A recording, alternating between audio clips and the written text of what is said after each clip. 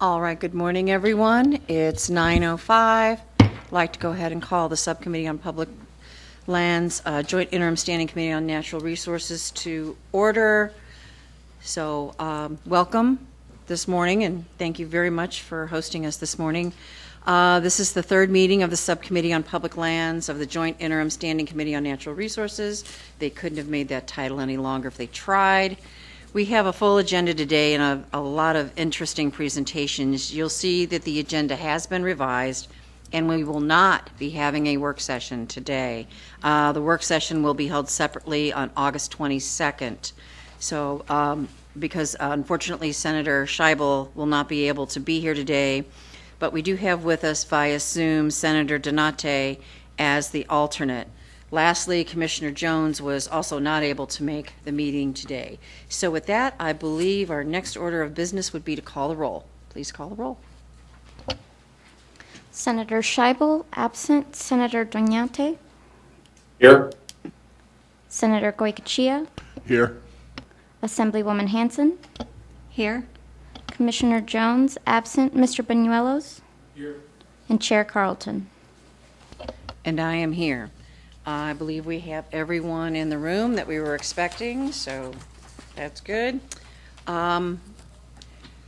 are only able to record in audio for this meeting today, and I want to remind the subcommittee members, the presenters, and the members of the public to please identify yourselves for the record every time before you speak. This will help our secretaries to have correct and accurate minutes. During the interim, meetings typically have two opportunities for public comment. Once at the beginning at the meeting and once at the end to provide a testimony. It's usually, it'll be 3 minutes, so we will have public comment at the beginning and public comment at the end.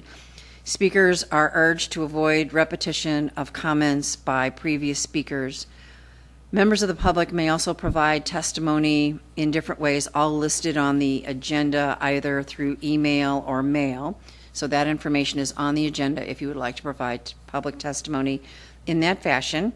So with that, our second order of business this morning is to take public comment.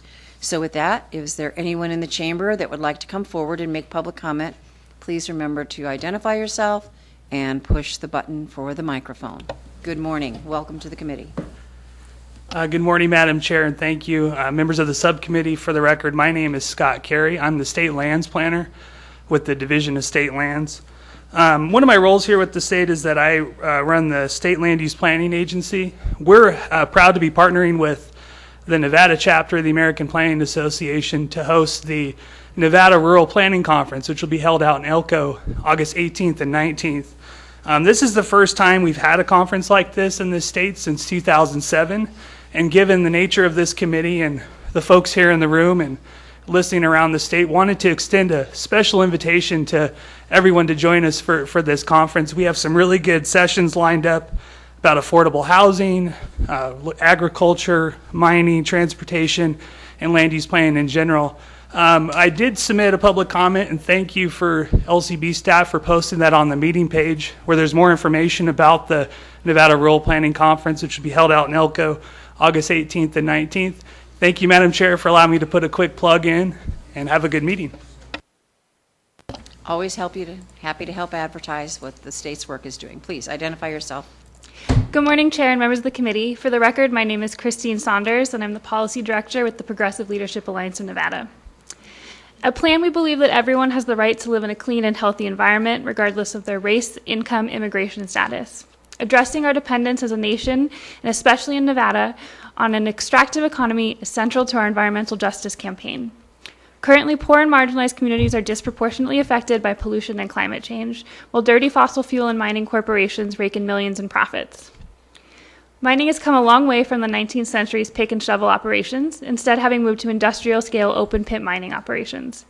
Outdated regulations at the federal level also remain from 1872, leaving Nevadans without strong protections against the harmful impacts of mining, including degradation of land, air, water over-allocation, pit lakes, water that needs to be treated in perpetuity, destruction of indigenous sites, and negative public health outcomes, particularly women's reproductive health.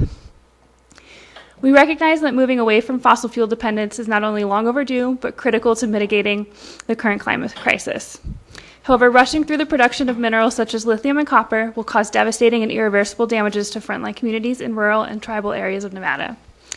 And while mining operators may say that they have a strong relationship with tribes and other local communities, recent examples of which you will hear more about on your agenda have proved otherwise.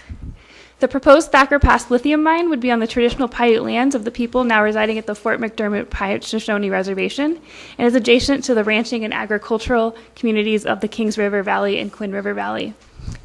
Despite significant concerns raised by both communities, the mine project is advancing.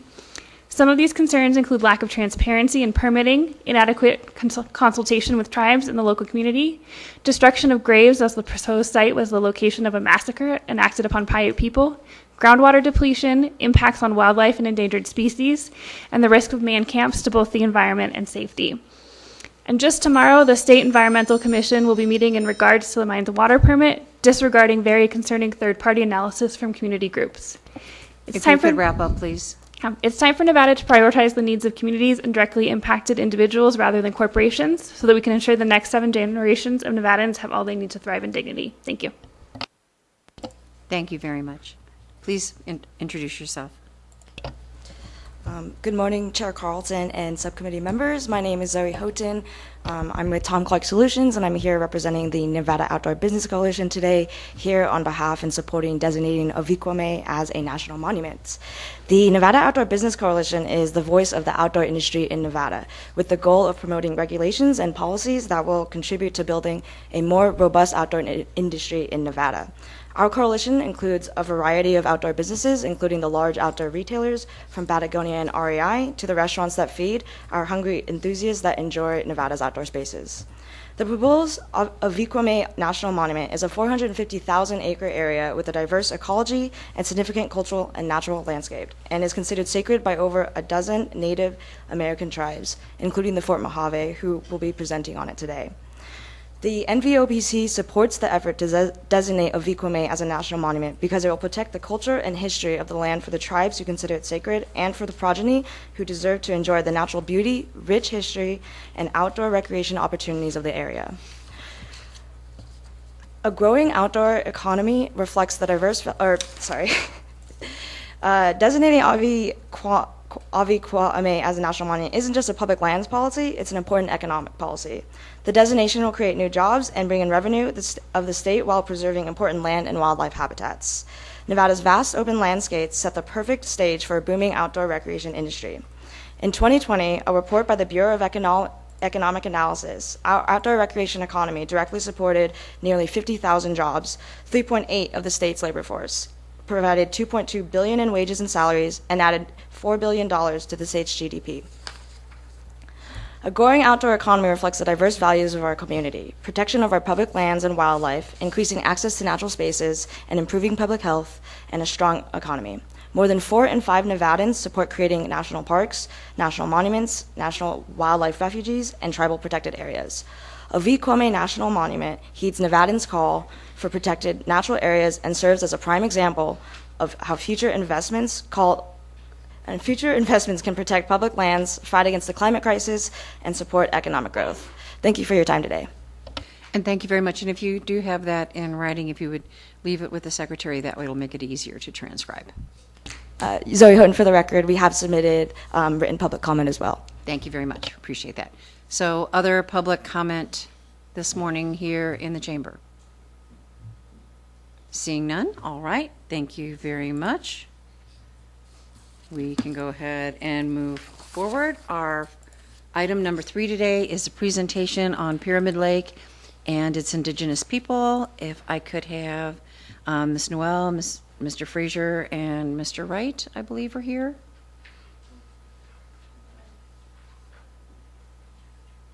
We don't bite. It's all good.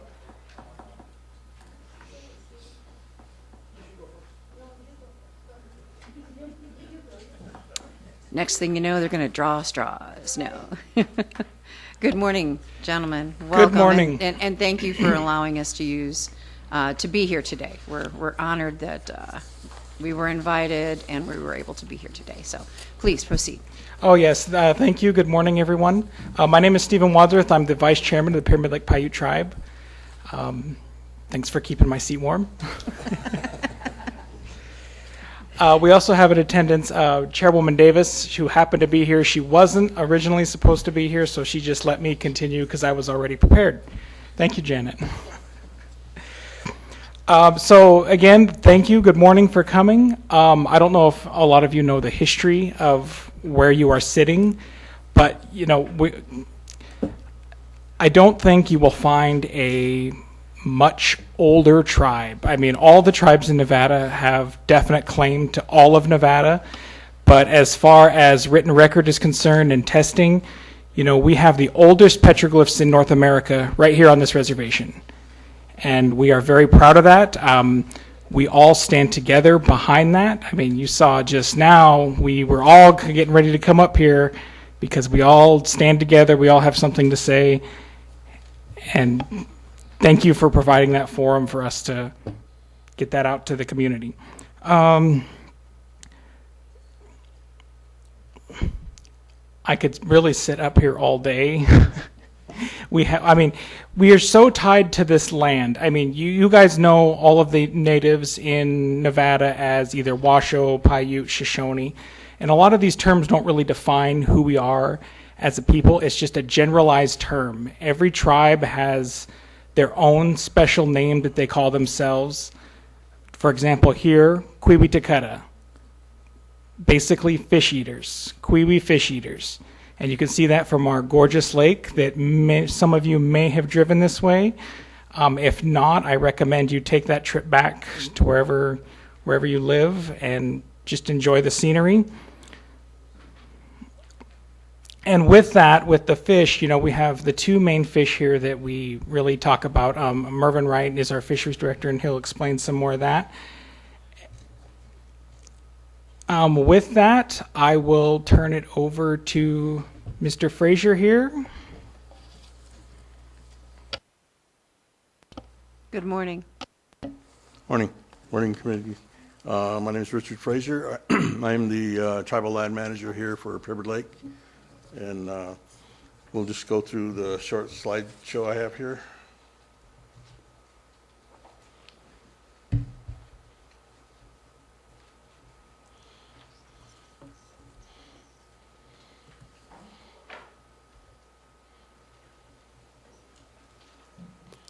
So my first slide is Pibber Lake Paiute Tribe, tribal lands. Contrary to the name on the committee here, or the state lands, none of our lands are public. It's all tribally owned.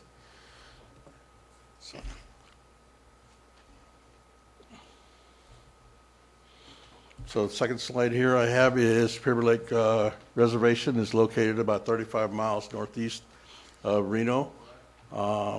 Take I-80 east to Wadsworth, north on 447 to the tribal headquarters of Nixon, where we are today.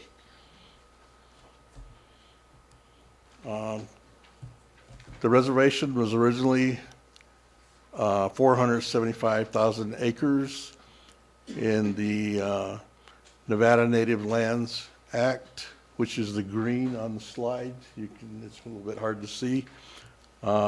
We were granted an additional 6,357 acres that was incorporated into the reservation, bringing the total acreages to 481,357.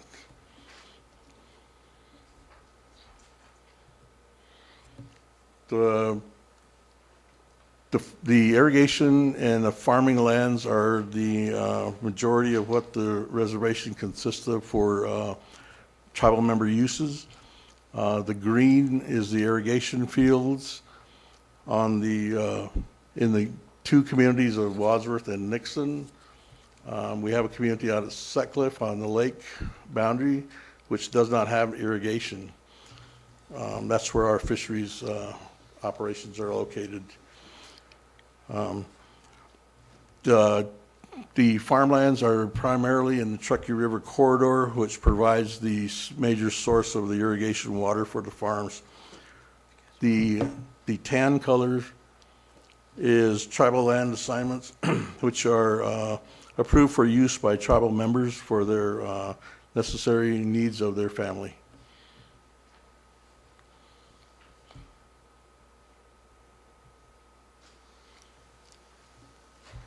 These three images here represent the land use plans, and they are primarily only in the 3 communities of the reservation.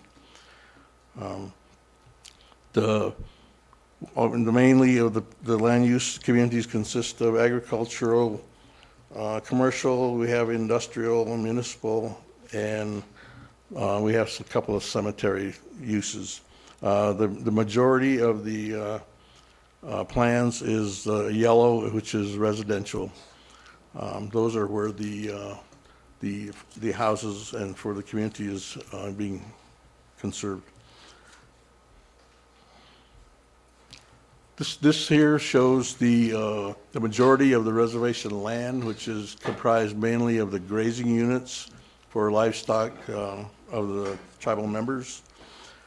The units are they are usually used on a rotating basis to conserve and not overgraze any particular areas. The Cattlemen's Association have set parameters for the use of their members on this. So as you can see, that consists of the bulk of the reservation in acreages. This slide,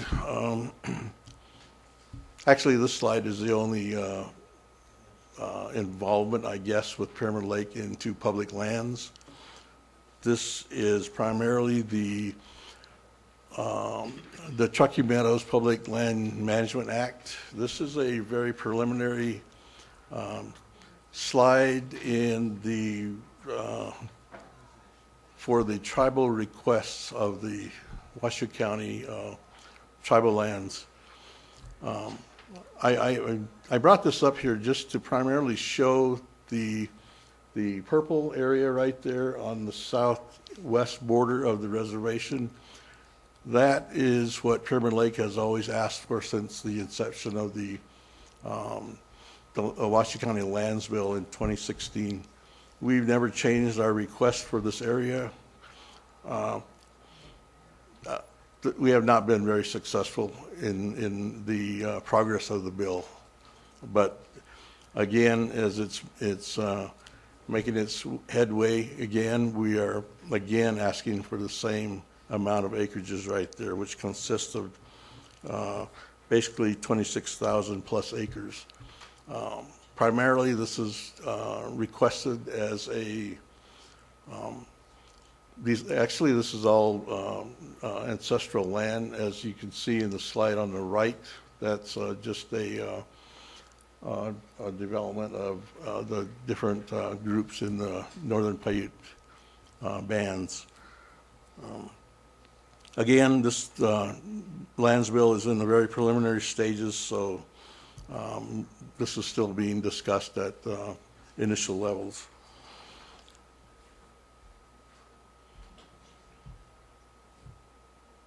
That's all I have for today, and if there's any questions? Thank you very much. Go ahead. I have a question. Am I allowed to ask? Sure, you can ask me a question. You might want to, you never know, you can ask some of the people in this room, you never know what kind of answer you're going to get, but you're happy to ask a question. My question is the connection between the committee here and tribal lands that we have here. What's the purpose?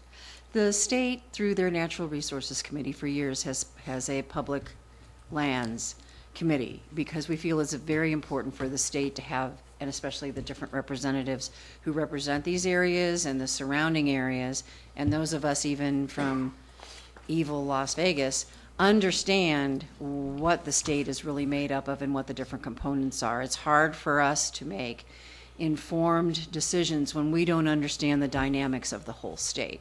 So even though I'm from Las Vegas, I think it's very important that I understand what goes on in Senator Gocachia's neighborhood or Assemblywoman Hansen's district. So the state a long time ago just decided that making sure that we had a good handle on the public lands and what was going on the public lands to keep all the members informed so that when we make decisions, we don't cause something to go wrong. So that's That's basically it. And we understand that tribal lands are separate from public lands, but we think it's very important for the legislature to know and be involved. And if you're having conversations, my question to you is going to be the ancestral lands bill that you're talking about. Is that through a county? Is that going to be state? It's going to be proposed to Washoe County? I don't know. I don't know if we've had that discussion down here at this Okay. level yet, but I would assume so. It would probably be state. Okay. Then, and that way we can have conversations and be on the same page as we move forward. The more information we have, the better decisions we can make as a legislature. Right. I agree. Thank you. Thanks. Senator Gokachia, did you have a question? Yes, just a couple of quick ones.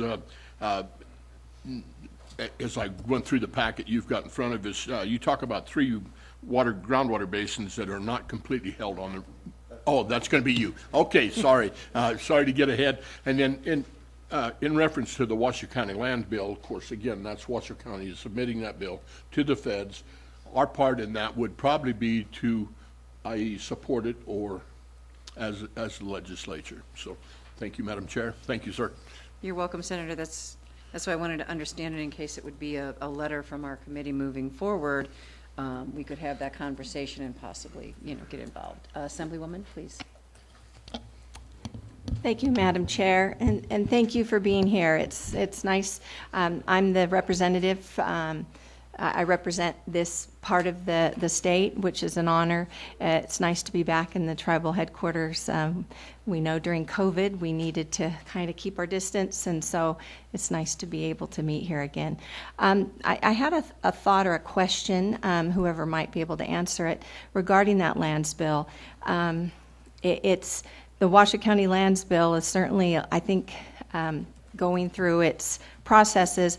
My concern is I know it might be a heavy lift, and your request on those ancestral lands in the Paura, is there any, and I've only been here since 2019, so I know this has probably been an ongoing discussion. Is there any way to not be connected to the lands bill, the Washoe County one? Is there a way to have this request done maybe outside of that, so you're not maybe tied to some of the arguments and the baggage that has been a part of the lands bill? Yes, I think there was an early discussion when this first came about. Was Richard Frazier, Pure Lake. Sorry. There was discussion on the tribe having their own lands bill. That was kicked around probably in 2017, 2018, when those, after the Washoe County bill first came out. Prior to that, it was, we were approached by Washoe County. We weren't approached at the early stages, we were approached in the latter stages. And I kind of had the feeling that that was probably why we weren't getting any success. But yeah, agreed. The discussion had been whether the tribes can propose their own lands bill. Well, thank you for that clarification, and perhaps we could have a conversation offline, because that, to me, if that's what the tribes would like to do, I'm just curious maybe why that approach can't be taken. So thank you so much for being here. Thank you. And also the PowerPoint that you shared with us, if you could send it to our staff so we could include it in our records for today, that would be very helpful. Thank you. We can take care of that later on. Okay. Oh, Senator Gokachia for a second time. Yes, thank you, Madam Chair, and I will be brief, but again, just along the lines of Assemblywoman Hanson there, clearly you can bring a federal bill. Congressman Mark Amadei is bringing one, has introduced one for the Duckwater tribe, and that expands it. It's 6,000 acres, it's just a federal withdrawal, so it clearly could happen, and I agree with the Assemblywoman. The Washoe County Lands Bill is going to be controversial, to say the least, so it might be a better path for the tribe to go ahead and go directly for a federal bill and that we could sign on and support. Thank you, Madam Chair. You're welcome, Senator. So with that, please introduce yourself and proceed. Good morning. My name is Donna Marie Noel, and I'm the Natural Resources Director for the Pyramid Lake Paiute Tribe. I'm going to speak today of the importance of water on the Pyramid Lake Reservation.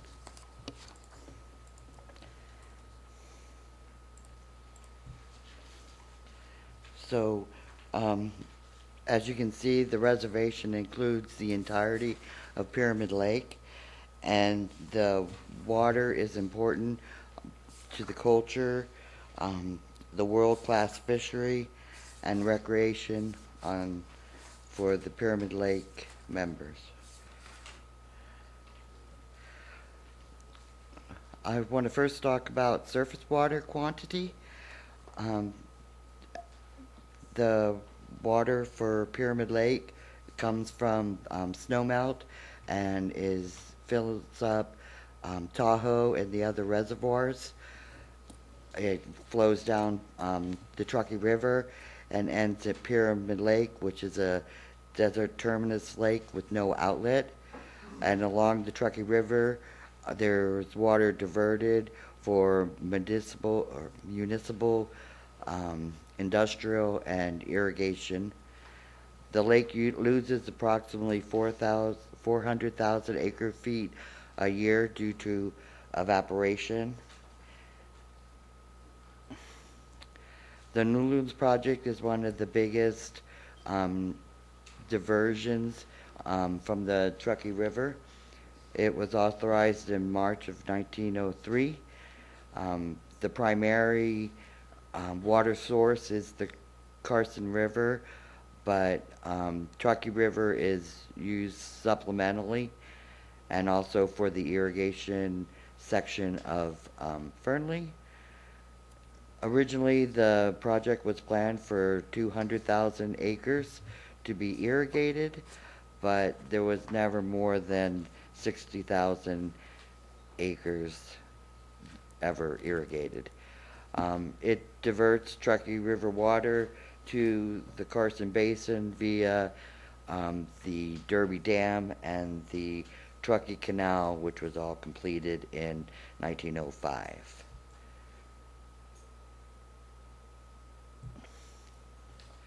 So the New Loons project had a major impact on Pyramid Lake. Between 1918 and 1970, the New Loons project took an average of 250,000 acre feet, or 50% of the average annual flow of the Truckee River. By 1967, the Pyramid Lake dropped 80 feet. This affected both the Lahan and Cutthroat trout and Kiwi spawning, as the delta became impassable because of the lake lowering, left the access to the Truckee River non-existent. So the fish need substantial spring flows for spawning, and the last spawning run for the native species was in the 1930s, and they were extirpated from Pyramid Lake by the 1940s. Pyramid Lake Paiute tribe had many efforts to help recover the lake.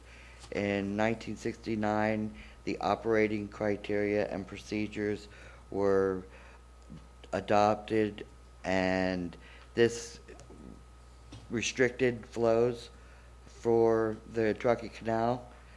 In 1970, the tribe v. Morton decided that OCAP wasn't stringent enough, and that the secretary must ensure, to the extent of his power, that all water not obligated by the court decree or contract goes to Pyramid Lake.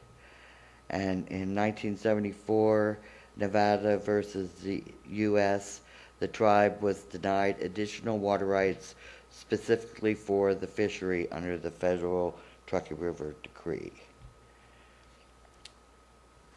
So in 1990, the Settlement Act, or Public Law 101-618, was adopted, and this provided all the unappropriated water left in the basin to go to Pyramid Lake, which was approximately 377,000 acre feet. The Truckee River Operating Agreement was also adopted, and that allowed all unused water to be stored upstream as fish credit water. Also, the Truckee Operating Agreement Memorandum of Agreement was the mechanism that the tribe became primary managers of all the off-reservation water held in the upstream reservoirs, and Stampede Reservoir was dedicated to Pyramid Lake fish, and it held 226,000 acre feet of water. In 1992, the Kiwi Recovery Plan specifically said that the increase in flow to Pyramid Lake needs to be 110,000 acre feet for the fish to recover, and you'll hear more about this from Mervyn. And in 1996, the Water Quality Settlement Agreement provided $24 million for in-stream flow water rights acquisitions for Pyramid Lake. So today, we currently are always monitoring the levels in Pyramid Lake, and still are looking for more water purchases. We monitor diversions and other TROA management from the other TROA parties. We use upstream storage to maximize flow for Pyramid Lake, especially during spawning season. And we utilize all the tribal water efficiently and effectively. Whoops. So the other part of the water importance is the quality of the water. And in 1981, Pyramid Lake started monitoring the water on the reservation. In 1989 to 1993, a complete limnological study was conducted by UC Davis to help support future standards. In 1990, the tribe received treatment in a similar manner as the state from the EPA over the Clean Water Act. And in 2001, the council adopted the tribe's water quality control plan. And in 2008, EPA and the tribal council approved the tribe's water quality standards. And in 2015, EPA and the council approved the revision of those standards under a triennial review. Some of the major elements of the water quality standards are important for culture, the community, and recreation uses of the water, and establish criteria to protect beneficial uses. There's also the other major element is the Anti-Degradation Policy, and that says that they must conserve and maintain and protect the existing uses of the water body by maintaining a high water quality. So our water quality program monitors both lake and river sites. We do quarterly sampling, and we also, at the end of the year, do an annual assessment of the water quality on the reservation. We also have a tribal laboratory that is used to test our water quality. So impacts from the historic hydro modification of the Truckee River. We saw channelization and deforestation of many of the legacy cottonwoods, which ended up increasing temperatures. Upstream water diversions became more prevalent. Flooding and stormwater runoff adds nutrients to the system.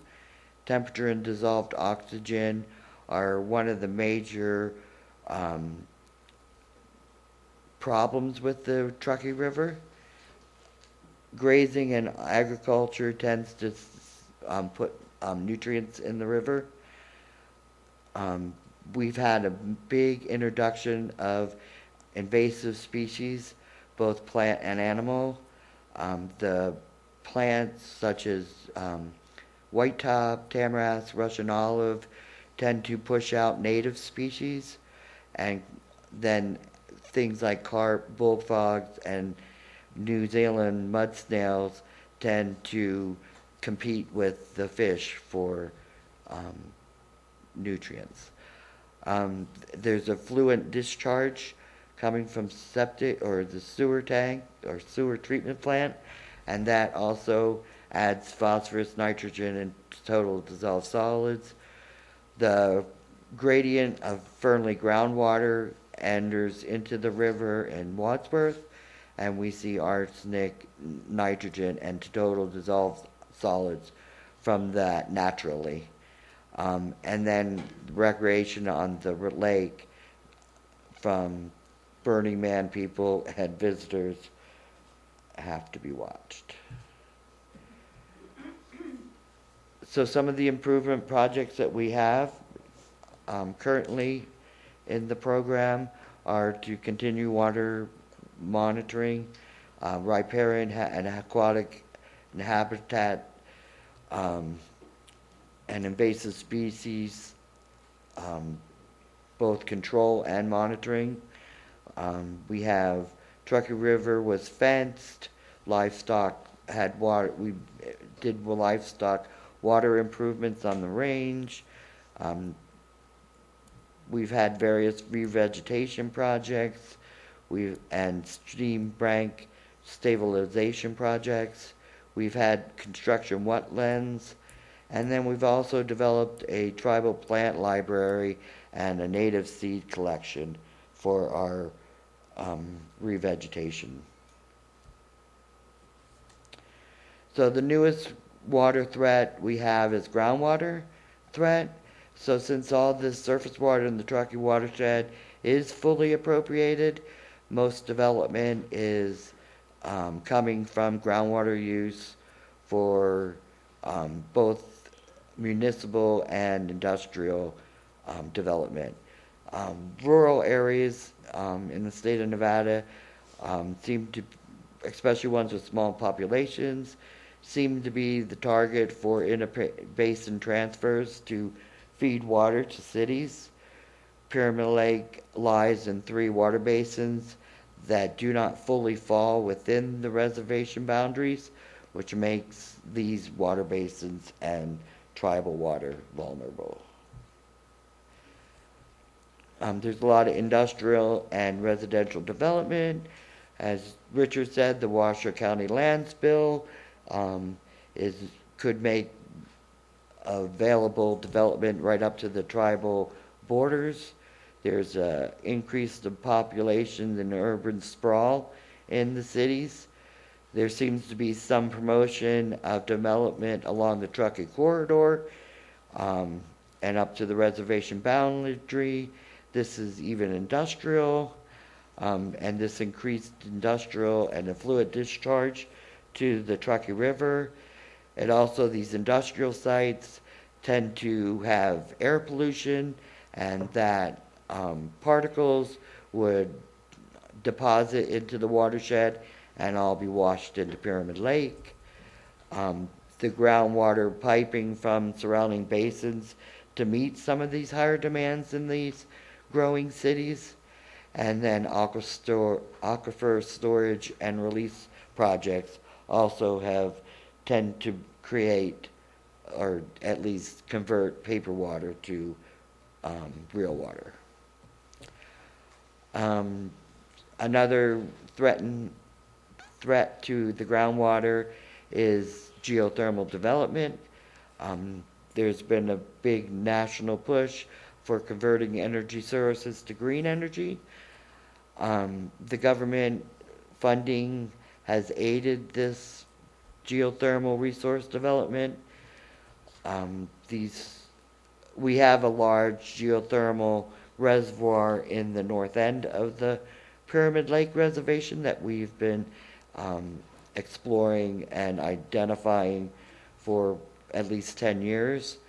The BLM has offered and granted geothermal lease surrounding almost 3/4 of the reservation boundaries, and there are 2 projects that are currently being developed on the eastern and western borders of the reservation.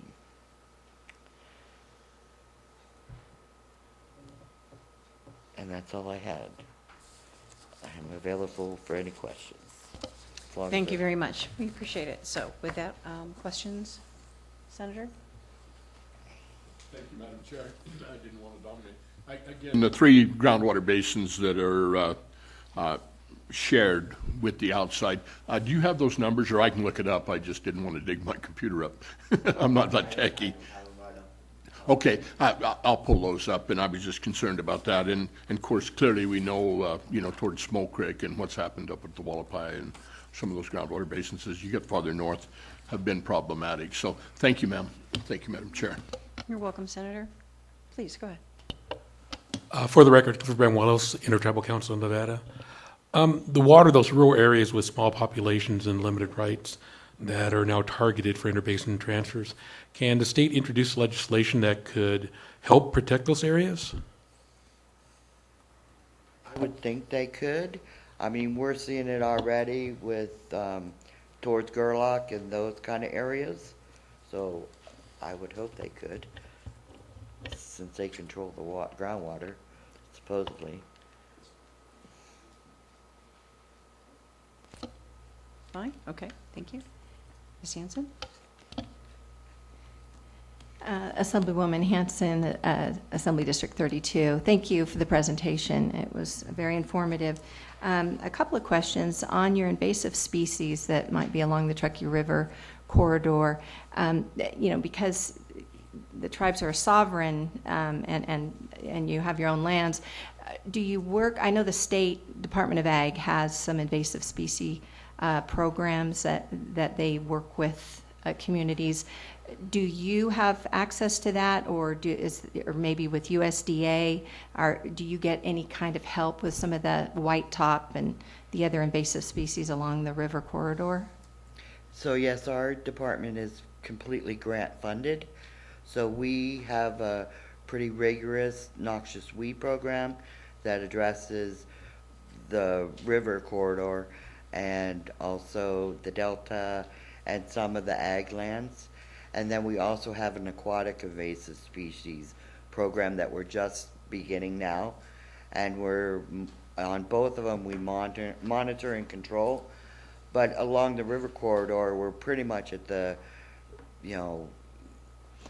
upstream people are the ones that pretty dominate what happens downstream to us. So we have to keep a very we have to keep up on it at all times, or it just gets out of hand. Okay, thank you. And then my second question, you mentioned the lab. Where is the lab located? So we have a lab in Sutcliffe, and it runs all our nutrient samples. Okay, great. And just a shout out, if anyone has not had the opportunity to visit the fisheries and be there during the spawning, one of the highlights that I was able to participate in pre-COVID and really fascinating and kind of a way that you guys have learned to navigate a really difficult situation with the lowering of the lake and helping that take place. So thank you for the fisheries work that you do, and I know we'll be hearing about that later. Thank you. Thank you very much. Seeing no other questions, thank you much for being here today and your presentation. So with that, our next speaker, please introduce yourself.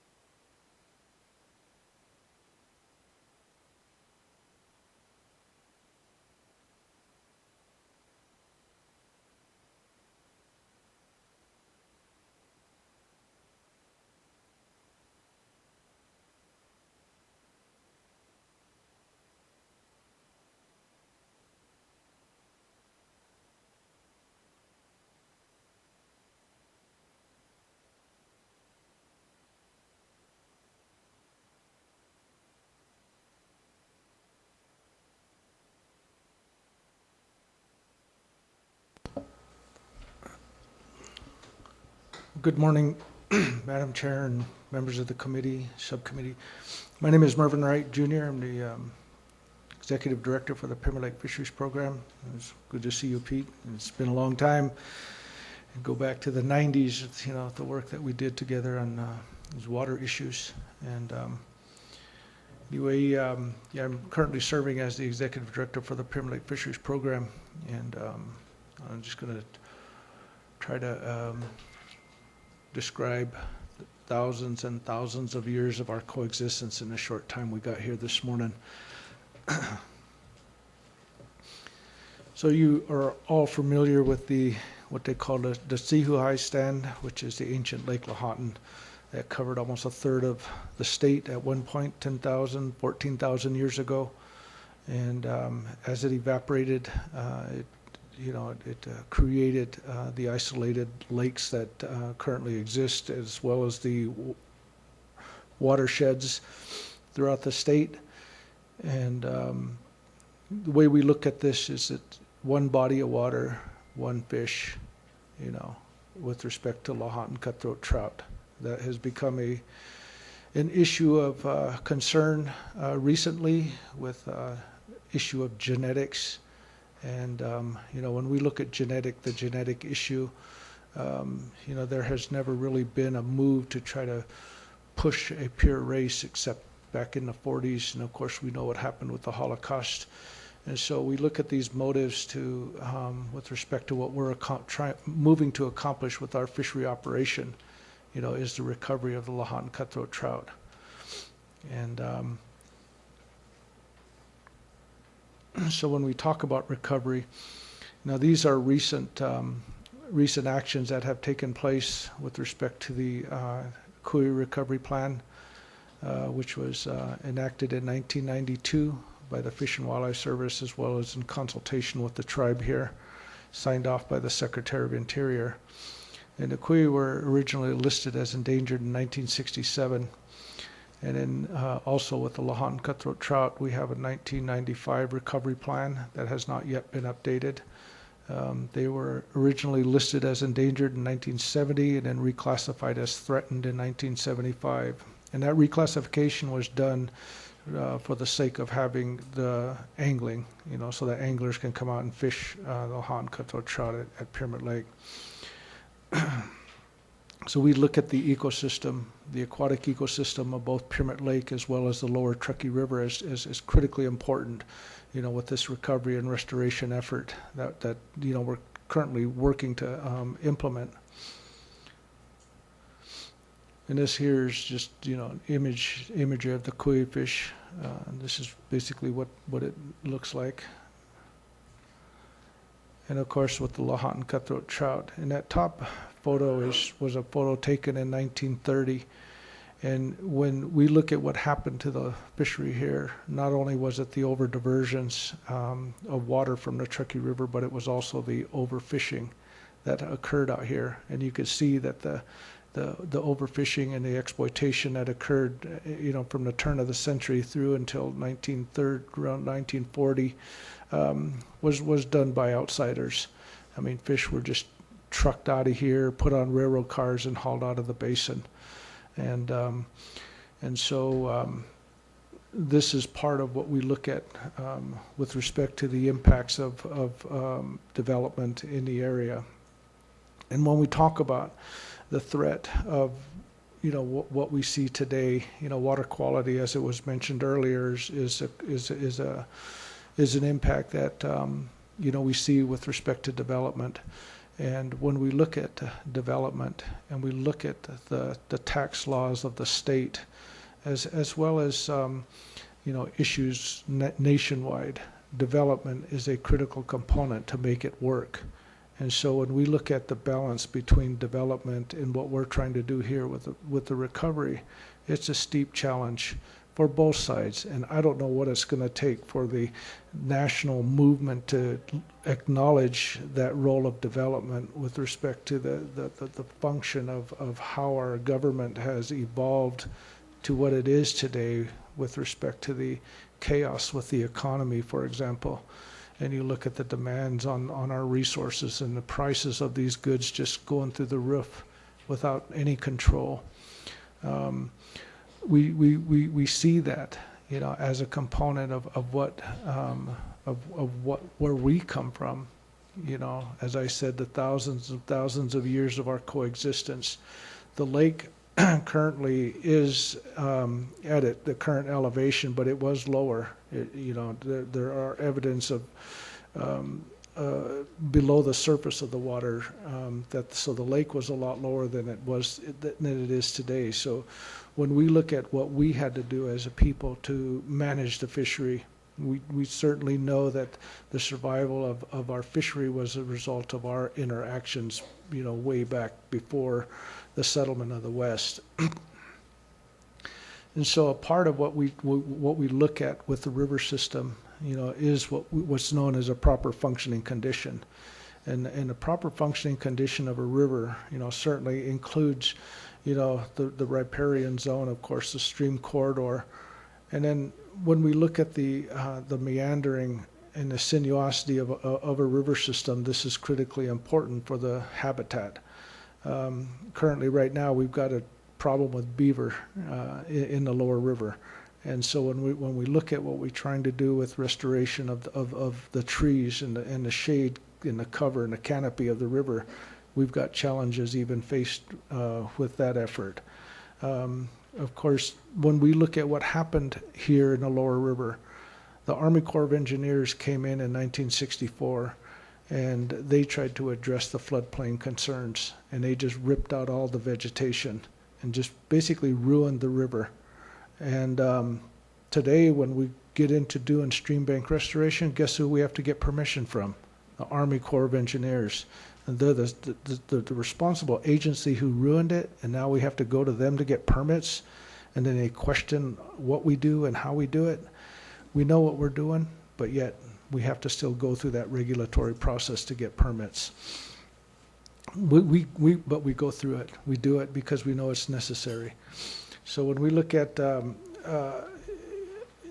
everything that has to do with the river system, this is something that we look at as far as the baseline fundamental solution is to have ecological integrity. And so when you look at all of these different components that are listed above in this chart, all of these things contribute to it. And so you've got to have a healthy system in order to support that ecological integrity. And so when we look at the flow regimes, and you look at, and this is all the Truckee River Operating Agreement at the top of this slide here. When you look at flow regime, this is what we're trying to achieve with respect to the Truckee River Operating Agreement and the management of the Truckee River. And all of it contributes to water quality, to the energy source, to the physical habitat, to the biotic interactions. And that last one is really important, the biotic interactions, because that's really telling you the health of your river system. So when we look at the channel characteristics, again, you look at the slope. And so we look at our Truckee River from Painted Rock all the way to Pyramid Lake, and we look at the slope, and we look at the grade. Of course, then we look at the sinuosity, and of course the amount of water that's flowing, and the width, the depth, and then of course our spawning beds are critically important. So what we want to do is we want to identify where these spawning beds are located in the lower river, so that we know, pretty much where our fish are going. Whether it's below Marble Bluff, between Marble Bluff and Numana Dam, or above Numana Dam. This is a diagram that basically shows you what we try to strive with respect to the water management and the water flow in the river. and the lower bell curve is really the goal. You know, we want to try to move back toward a more natural flow regime in the lower river. And this is something that we worked on with the Truckee River Operating Agreement negotiations, is that this is what we were really trying to shoot for, was to get that natural bell curve, so that when we start scheduling flows in the lower river, this is what we're aiming to achieve. And one of the more critical components of what we do is the food web. You know, we have to pay attention to the food web. We need to pay attention to the balance of the food web in the lake. And we want to make sure that whatever we produce through our hatchery operations is going to complement the food web. We don't want to overstock. We don't want to put our food web out of balance. And right now we're doing a study on the tui chub. Tui chub are a smaller fish that is part of this food web. And we also have red-side shiners that are they're not present, basically. Same thing with the Tahoe sucker in the lake. And we look at the Marble Bluff Fish Facility as a major reason why. And so when we look at these structures in the river corridor, we have to ask ourselves, you know, how can we solve this problem while continue to maximize the use of these facilities? And so there are different efforts that are being done in the lower river to try to improve the fish passage, you know, over some of these structures. And that's all I have. So I'll answer any questions. Thank you very much. That was very informative. So with that, questions from the committee? No? Well, this side's silent right now. Ms. Hanson? Thank you, Chair. Assemblywoman Hanson, District 32. When you talked about having to get the permitting from the Army Corps of Engineers, in contrast, your grazing lands, you have jurisdiction completely, correct? You don't, is BLM, you have to apply, do you have autonomy in your grazing lands, but you don't on the river section, correct? Yes, we do. The jurisdictional issue, that the tribe has a Pyramid Lake Cooperative Cattle Association that pretty much manages our grazing lands, and they issue permits to the users. The Bureau of Indian Affairs issues a 10-year grazing permit to the tribe. And during that cycle, it basically gives the tribe the authority to regulate the grazing operations on the reservation. Okay, thank you. I'm sure it's a sticky wicket all the time for you guys to have to navigate this, but that struck me as quite a kind of a contradiction, that the permitting process on the river for you is a different animal than the kind of how you're able to manage your grazing land. So I'm sorry to hear that there's those difficulties for you. Is there anything on a legislative level that we can do in the state? Again, I've only been here since 2019, and I'm still trying to understand the interface between, you know, tribal land, state, federal issues. Is there anything in your presentation that maybe we need to really tune into, that we have jurisdiction on a state level? Yes, there is. And I know these meetings are informational, and we'll have opportunities to, but I just thought it might be good to hear from you directly. Water quality is again another one of those critical components that we focus on with respect to recovery and restoration.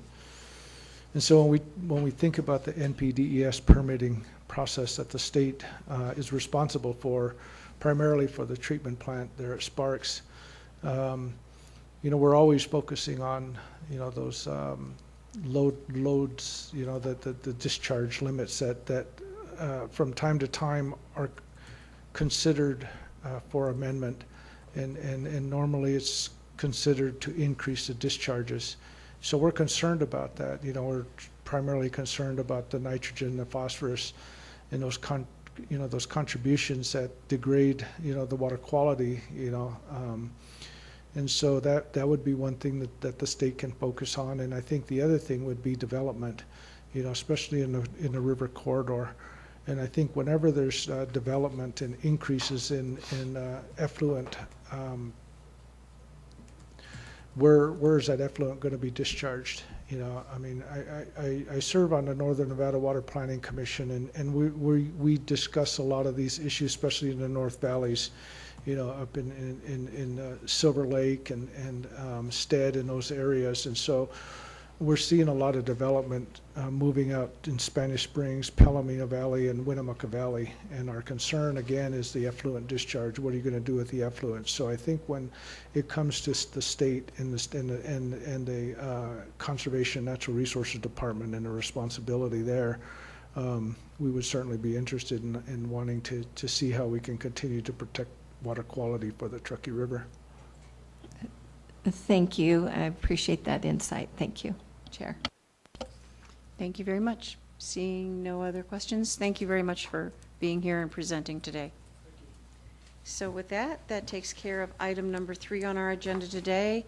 We can go ahead and, just for the committee and the public, Senator Donate and I are communicating by phone. If he has a question, he's going to let me know, and I'll make sure that he zooms in and gets his question asked. So we'll go on to item number 4, presentation on renaming geographic places in Nevada. I believe we have Ms. Johnson, the Executive Secretary of the Nevada State Board of Geographic Names. Welcome to the committee, and please remember to identify yourself as we move through for the record. Thank you. No problem. Thank you. For the record, my name is Christine Johnson, and I am representing the Nevada State Board on Geographic Names. Today, there's several people in the room that I recognize that are also affiliated with the Nevada Board as well. So I'm just going to present a little bit of information here on the history of our board, and then give some updates on some state and federal directives that are of timely interest right now with regard to place names on the land. So all of my handouts, for the record, have been submitted and are available in photocopy form in the back of the room if anybody's interested. I just have up here the informational sheet. The Nevada State Board on Geographic Names was established in 1985 by a legislative mandate. NRS Statute 327.100 established the board. It is an advisory panel to the U.S. Board on Geographic Names, which was established in 1890 as a way to take management of toponyms out of the hands of Congress and to make things a little bit easier, if we say that became easier. I don't know. So as of 1890, as the country began to expand and the establishment of the West was underway, the U.S. Board started interacting with the states beginning in the East, and as we moved west, and by this time and presently, all 50 states do have a state board active and operating. Each state has its own way of managing its place names and its boards. Not all of them operate in any way similar. For example, many of the East Coast states have one person on their board. Nevada is lucky. We have 12 agencies sitting on our board, and of those 12, 3 are federal agencies, the Park Service. Let me pull this down.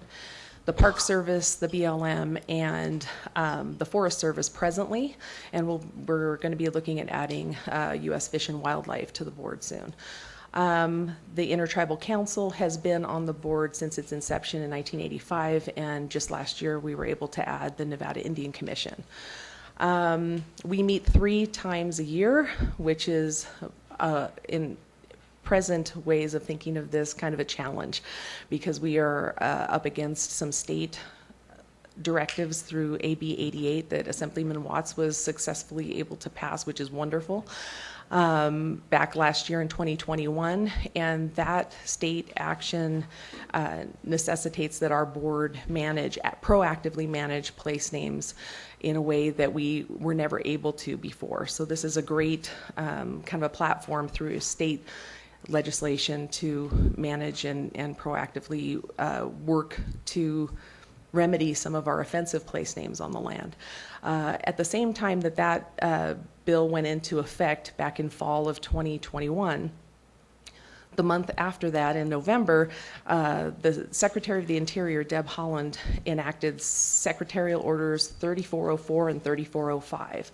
And I will bring those up.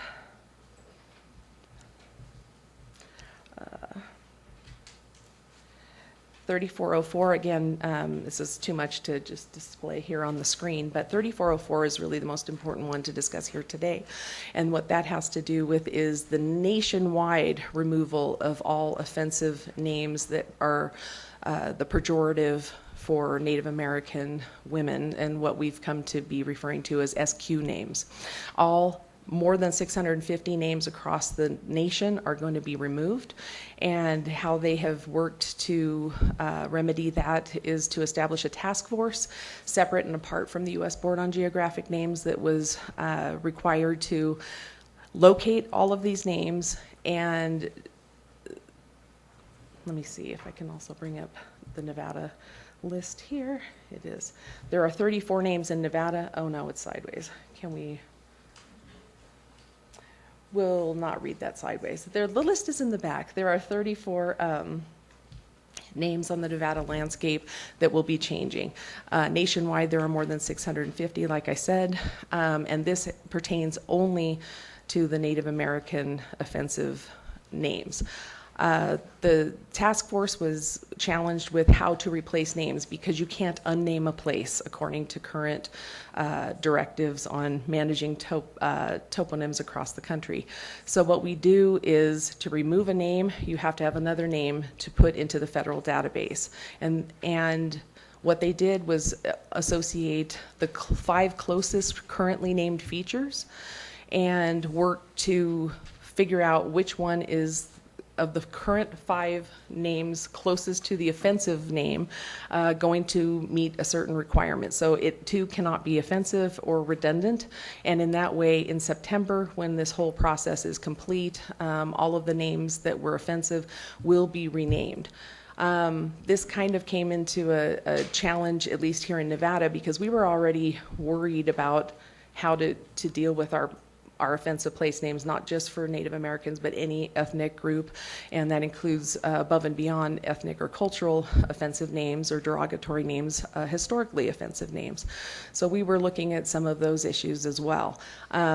This secretarial order challenges are what we had originally started to deal with, in so much as our hope and goal was to go and do outreach in all of the areas of the state to be more inclusive and transparent and get the dialogue going with everybody. And that was kind of taken away from us, and they're giving us the names. They did have a 60-day window that they established where they allowed tribes public comment and also tribal comment. And I understand, I do not have and was not given, but I understand 9 names were submitted by tribes of the 34 names that were deemed as offensive. 9 names were submitted. Those names will be given priority for replacement, but the other 25 names that remain on the land are still in our purview after this is established in September, when all the names get changed. Our board intends to revisit every one of these names and go forward and ask our communities. And our general process has always been to do outreach to the tribes and the county commissions with regard to if somebody has a new name proposal, or somebody wants to change a name, or there's an inquiry, or somebody needs research or something. We do outreach, we involve people the best that we can. This board, as many boards are, is unfunded presently, and that has always presented a challenge for the now 12 agencies on the board. Beginning in September, once our board knows what the new names are, we will be doing that outreach and working towards communication with all groups concerned to determine whether the new names established are acceptable, or if our people in our state would like to submit our more meaningful names. And by that I mean just replacing an offensive name with the closest next name on a map is not necessarily meaningful and really not how place names are established in the first place. And our first effort with that, of course, is tribal communication. So with that, the other thing I have here to mention is 3405. Also secretarial order, and this is what I would call the rest of the offensive names. This will come after September, and this will be associated with the any other place names that are deemed offensive or derogatory with regard to any other culture group or ethnic group, and that will be coming afterwards. There's presently a task force being established to manage those as well. So with that, I will stop and see if anybody has any questions. And thank you very much. It was very interesting. So putting my fiscal hat on, which is very hard to take off sometimes. So you said that this board is not funded. So is it because of all the different agencies that are involved? So it's sort of a collaboration, but it is actually a state board, correct? Correct. Christine Johnson for the Nevada State Board on Geographic names. Yes, it was established in 1985 as an unfunded board. Currently, our current discussion has been such that it is a challenge to figure out how to associate those funds. I understand and believe there is an effort to find funding for us to be able to send myself, any of my 11 colleagues out for one-on-one communications, tribal education on what's happening here, and to solicit participation and comment from our tribes. I understand that is a possibility in the next fiscal year, but again, it's not, we don't live in a place where one agency has been able to manage those funds in the past. So that has been restrictive. UNR has actually agreed recently to update the website. The current website has lived in a really sad little location in the Bureau of Mines and Geology, and it does not meet educational standards for to live in a university at all. So they are working to host, and in that way that's gratis on their side for managing and making it more accessible, ADA compliant, and hopefully interactive, but that is in progress and based on availability and who has time to manage it right now. So there is no operational budget at all, Not and at members serve without compensation. Right. Typically, and that's way before my time, but a lot of times there'll be operational dollars, but no membership dollars. So I think that's something that we're going to need to take a look at, because you have a very heavy lift in front of you for the next couple of years. So the state should take on part of that responsibility for that heavy lift. Besides, there's a couple places I'd like to name, so I want to make sure. No, I'm just kidding. We'll take a look at that and figure out how we can move forward with that. It may not necessarily be out of this committee, but we'll definitely have a conversation in the future. That's great. Thank you. All right. Other members of the committee? Ms. Hanson?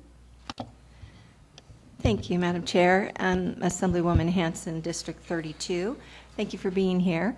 I want to make sure you might have mentioned it, but I was looking through some of the presentation and making some notes. So the 34 names that are on the list in our packet, those are names that were generated because of the order, because they had the SQ reference.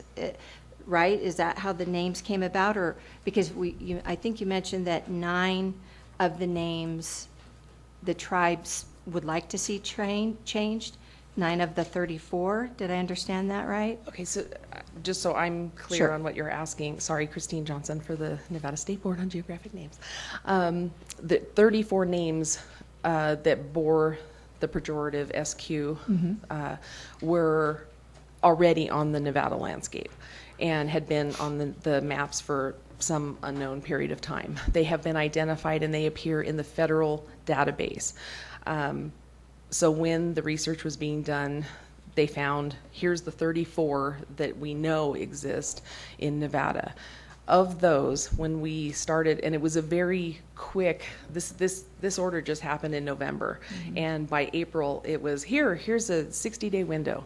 You can start asking for public comment, and again, with very little opportunity to disseminate that information. All of the communication that was put out for tribes was sent by the federal government and the task force directly to tribes for comment. State boards were not part of that. We tried to be proactive and get help with getting the information out.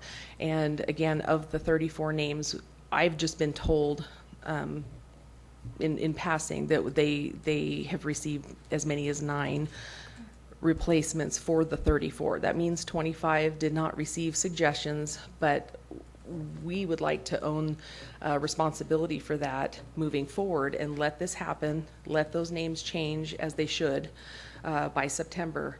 And then our board will own the in-house research, the way that I'm looking at it, to proactively solicit comment and basically work in a proactive way to put Nevada's names and our stamp on it, as opposed to just a meaningless name that was the next closest name. Chair, can I have a follow-up? So with this being an order, will the tribes be able, if they say, we're okay with some of these? Because I've run into that. I represent 7 counties from here in Washoe, clear to Elk, the northern counties. And they're fine with the name of their high school.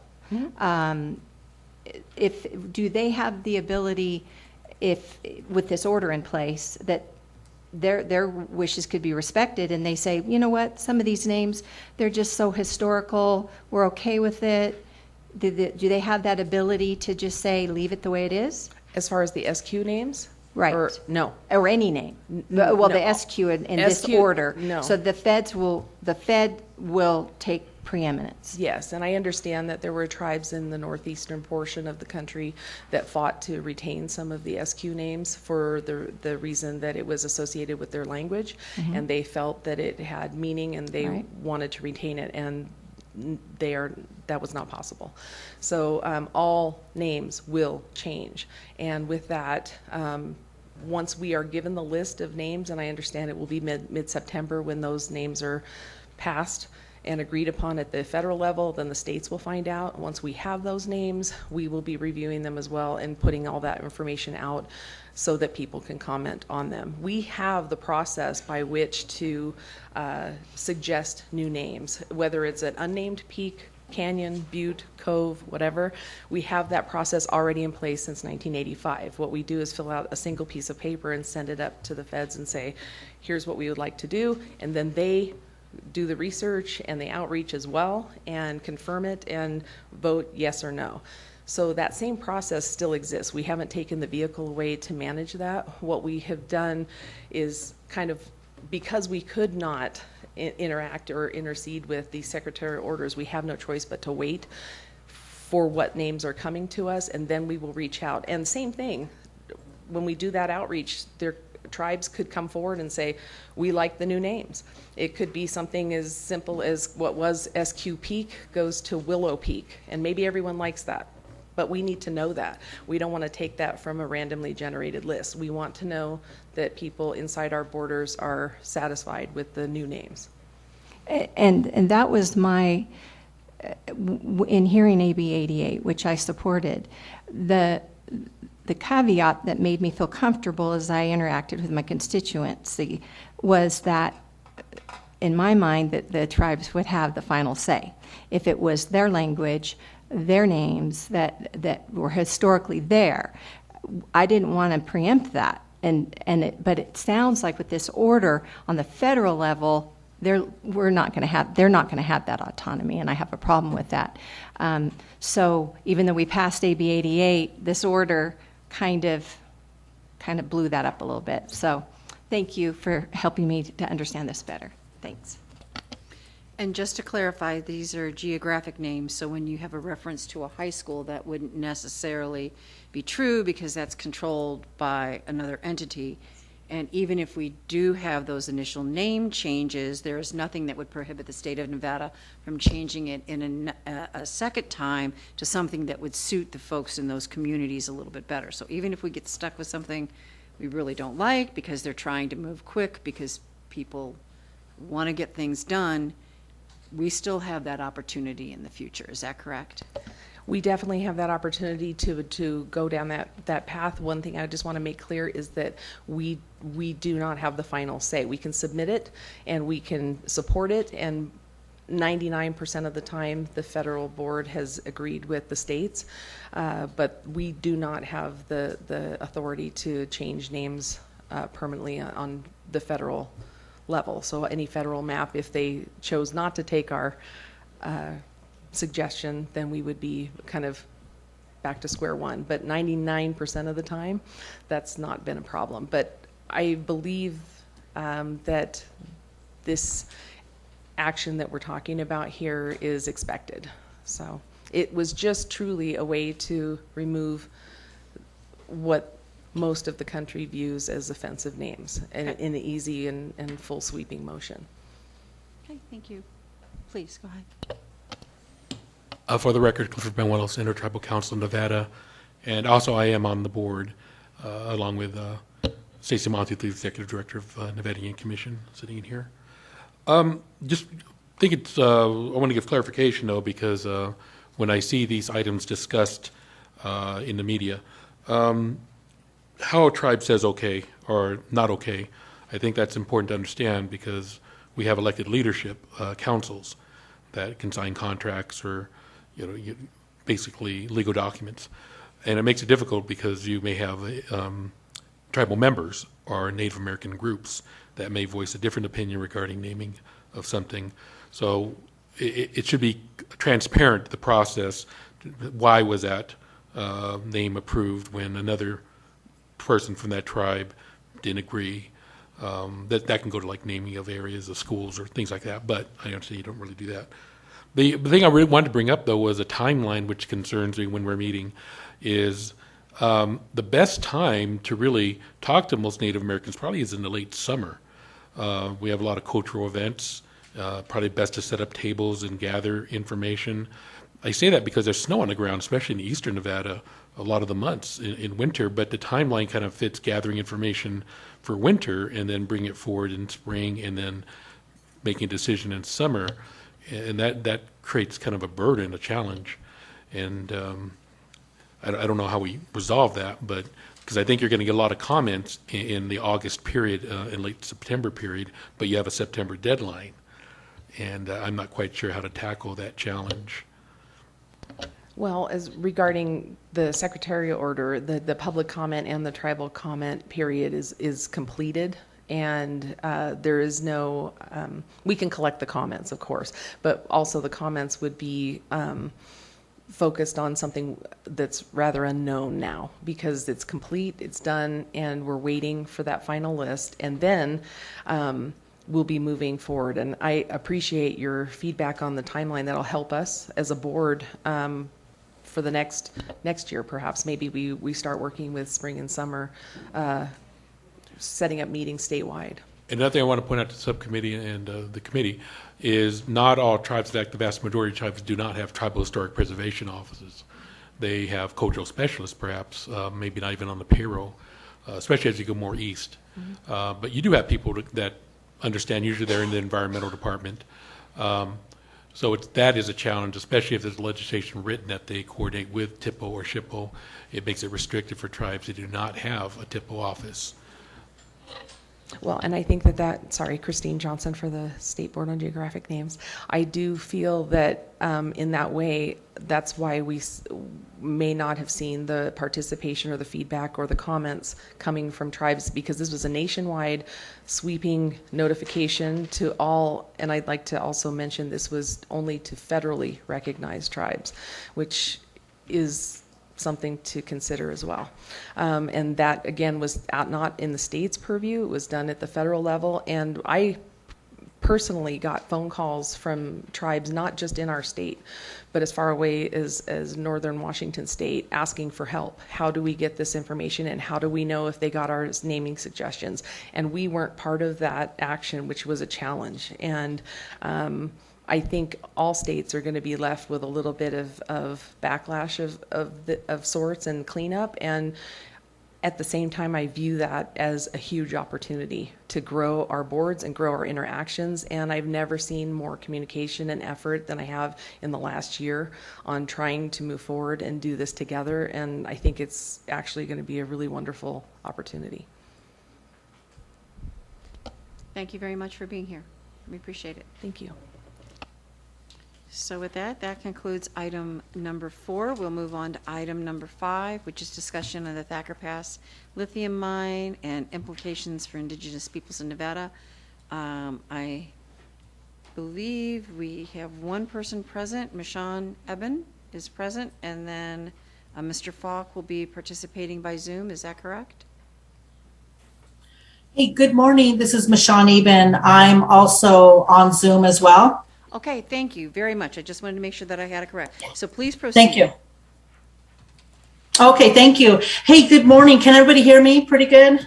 Yes, we can hear you just fine. Okay, great. Thank you. Well, good morning, Madam Chair, my relatives, legislators, friends, and colleagues. Thank you for giving us this time. My name is Michonne Eben. I manage the Cultural Resource Program for the Reno Sparks Indian Colony. I'm also the Tribal Historic Preservation Officer as well for the Reno Sparks Indian Colony. I just want to give a little background of myself. My father's people are from Pyramid Lake Paiute Tribe. My mother's people are from Death Valley, Timbisha, Shoshone. And today we're here to talk a little bit about what's going on at Pihimaha, Thacker Pass. And I want to introduce Mr. Will Falk. He is our litigation attorney. He's representing the Reno Sparks Indian Colony. So he is going to be presenting issues and all the information in regards to Thacker Pass lithium mine. So I'll give it away to Will. Thank you. Hello, this is Will Falk, attorney for the Reno Sparks Indian Colony. I just wanted to ask before I get going, how much time are we allotted for this? It'll influence the points that I make. We have you on the schedule for 10 minutes. 10 minutes, okay. I will specifically focus on tribal consultation issues. The Thacker Pass lithium mine would be the nation's, and I believe the world's largest open pit lithium mine. It's up in Humboldt County. It is about 65 miles northwest of Winnemucca. It is prime and very crucial greater sage-grouse habitat. Greater sage-grouse, of course, is sacred to many of the region's indigenous peoples. It would involve a 1,200 acre open pit that would be in places 400 feet deep. A lot of people hear lithium mining and they kind of shut their minds off giving lithium mining a hall pass because, of course, everyone knows that lithium mining is going to save us from climate change. But a few things, a few environmental things to think about to maybe open your mind. There will be over 150,000 tons of carbon dioxide equivalent emissions produced by this mine annually. That is equivalent to the emissions of a small city. It will involve burning 11,300 gallons of diesel on site every single day. And the mining process that they'll be using involves sulfuric acid to leach out the lithium from the earth there. They'll be getting their sulfuric acid primarily from oil refineries. So in the logic of fighting climate change, we would hope that green energies would replace the fossil fuel industry and replace fossil fuel infrastructure. Well, if the very mines that are producing the products that are supposed to do this are dependent upon the fossil fuel infrastructure, that is not something that is going to be possible. So I also want to say that, and I'm sure that people are aware of this, the project is on fully on federal public lands administered by the Bureau of Land Management. And so whatever your position on lithium mining is, you have to understand that the 1872 Mining Act makes it virtually guaranteed that if a corporation like Lithium Nevada Corporation, the project sponsor in this case, if they are diligent about filling out their permit applications, the agencies are obligated to permit these mines. So when we're talking about something like tribal consultation, we're not talking about even having the legal capability of stopping the mine. So these conversations aren't conversations about whether you're for or against lithium mining. These are conversations about whether you are for or against giving tribes their rights to be consulted about these projects. So that's another point. A lot of times, especially non-lawyers, when they hear the term consultation, they kind of picture this situation where you go to consult with someone, you go and ask their opinion, and you take that opinion into account when you do what you want to do. But that is not actually how consultation works under federal law. All that federal law requires for these kinds of projects is giving tribes an opportunity to voice their concerns. They don't have to consider those concerns. They don't have to incorporate them in the projects. They are very free to simply listen, smile, nod their heads, and make everyone feel like they were heard. So another key part of this is that consultation is not consent. So for the peoples who existed on these lands for time immemorial, who were very directly pushed off their land for mining interests, and when their sacred places will be affected, like will happen at Thacker Pass, all the rights that they have under federal law for these projects is to voice those concerns, usually on a deadline provided by the agency. So what is in Thacker Pass is very important here. Thacker Pass is sacred for a number of reasons, but the two reasons I'll focus on today is it's the site of two massacres. One massacre is described in Paiute oral history. It gives Thacker Pass the Paiute name Pahimaha, which means rotten moon. Pahimaha got its name after some Paiute hunters were over in a valley next to Thacker Pass. They were out hunting. They came back to find their village massacred. Their loved ones had their stomachs cut open and their intestines were strung along the sagebrush. This was obviously a very traumatic event for that community. The Thacker Pass is shaped like a crescent moon, and obviously intestines, when they're pulled out of a body, smell very sour. So the place was called Rotten Moon. There was also, in September 12th, 1865, there was a massacre by the 1st Nevada Cavalry, so Nevadans that were employed by the federal government. As part of the Snake War, which happened in the late 1860s, the Snake War was a war primarily fought by the region's indigenous people, not simply Paiute people, but the war was primarily started by miners encroaching on native land and Native Americans defending their ancestral lands. So on September 12th, 1865, the 1st Nevada Cavalry snuck up on a peaceful Paiute camp there in Thacker Pass, and contemporary soldiers' reports and contemporary newspaper reports said that between 30 and 70 Paiute men, women, and children were massacred in Thacker Pass. The newspaper articles explain a running battle that took place over 4 or 5 miles. And in fact, one of the local newspapers published a quote about how everyone knows that when soldiers ambush Indians can take, quote, an astonishing amount of lead before they crawl away and die.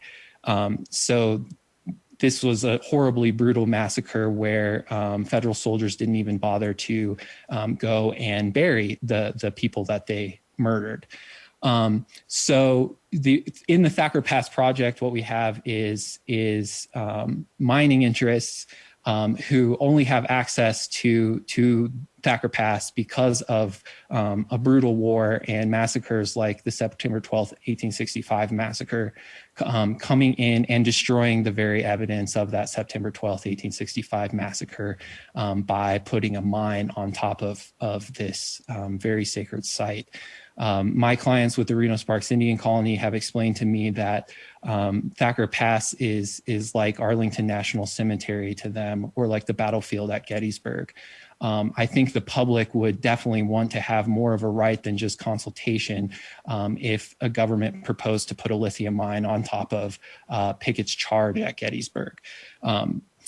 So how can the state of Nevada get involved and have more of an influence on a more just consultation process? I think the most obvious example here is by the Nevada State Historic Preservation Office. When the Nevada State Historic Preservation Office is required to consult and provide concurring opinions with the Bureau of Land Management when sacred sites or historic properties are affected by a federal project, even if it is completely on federal lands. So Thacker Pass BLM did acknowledge, without consulting with any tribes, that over 1,000 cultural resource sites would be destroyed in Thacker Pass, over 58 historic properties that would be eligible for inclusion on the National Register of Historic Places would be destroyed. And through emails that we now have from the production of the administrative record in our lawsuit against the Bureau of Land Management for permitting this mine, BLM employees acknowledged that this is one of the most destructive mines of cultural resources that they have worked on. In the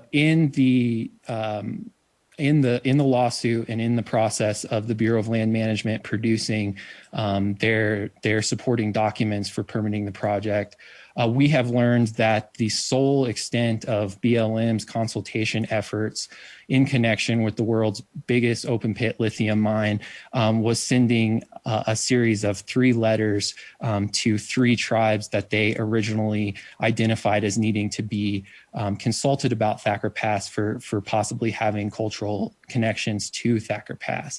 Those 3 tribes were Fort McDermott, Summit Lake, and the Winnemucca Indian Colony.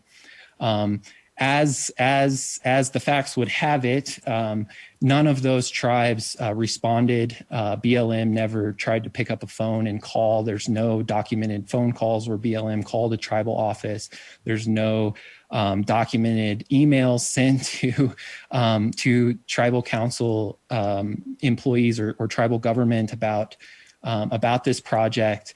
And of course, this whole permitting process was happening during COVID-19, when as state and federal agencies knew, most tribal offices were shut down, and many tribal employees were working from home, where they would not be coming into their office to check their mail very often. Regardless, BLM policy and in fact the federal law, which is codified in a 2014 state protocol agreement between the Nevada State Historic Preservation Office and the Bureau of Land Management, specifically says that sending a letter to a tribe and receiving no response is not an adequate effort to initiate tribal consultation. And yet the Nevada State Historic Preservation Office concurred with BLM statements about consultation and did not request that BLM substantiate any claims that it had begun tribal consultation in this for this project.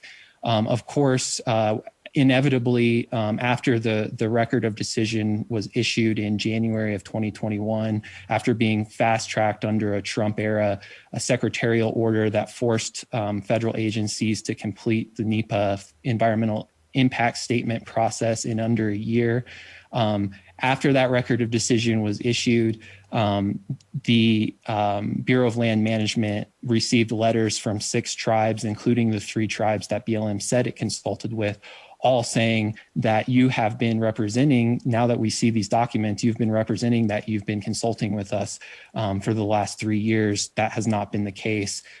Please explain to us why you are representing this to the public.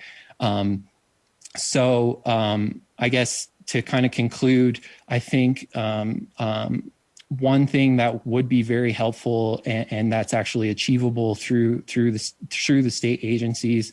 I don't think it's accurate to assume that the state of Nevada has no influence over the tribal consultation projects for projects exclusively on public land. That 2014 state protocol agreement under the National Historic Preservation Office gives the Nevada State Historic Preservation Officer lots of power to request things like the Bureau of Land Management slow down, point out to the Bureau of Land Management that sending a letter and receiving no response is not an adequate effort to initiate tribal consultation.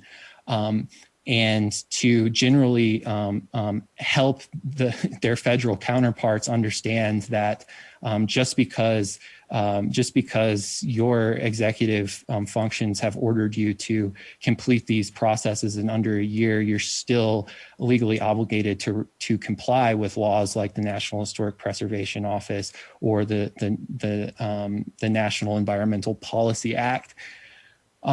And then I think, it's important that that agencies are directed through legislation, not through policy, because agencies are very well coached whenever they're challenged on their decisions, where the policies and the procedures that they're often required to follow or refer to in actual legislation.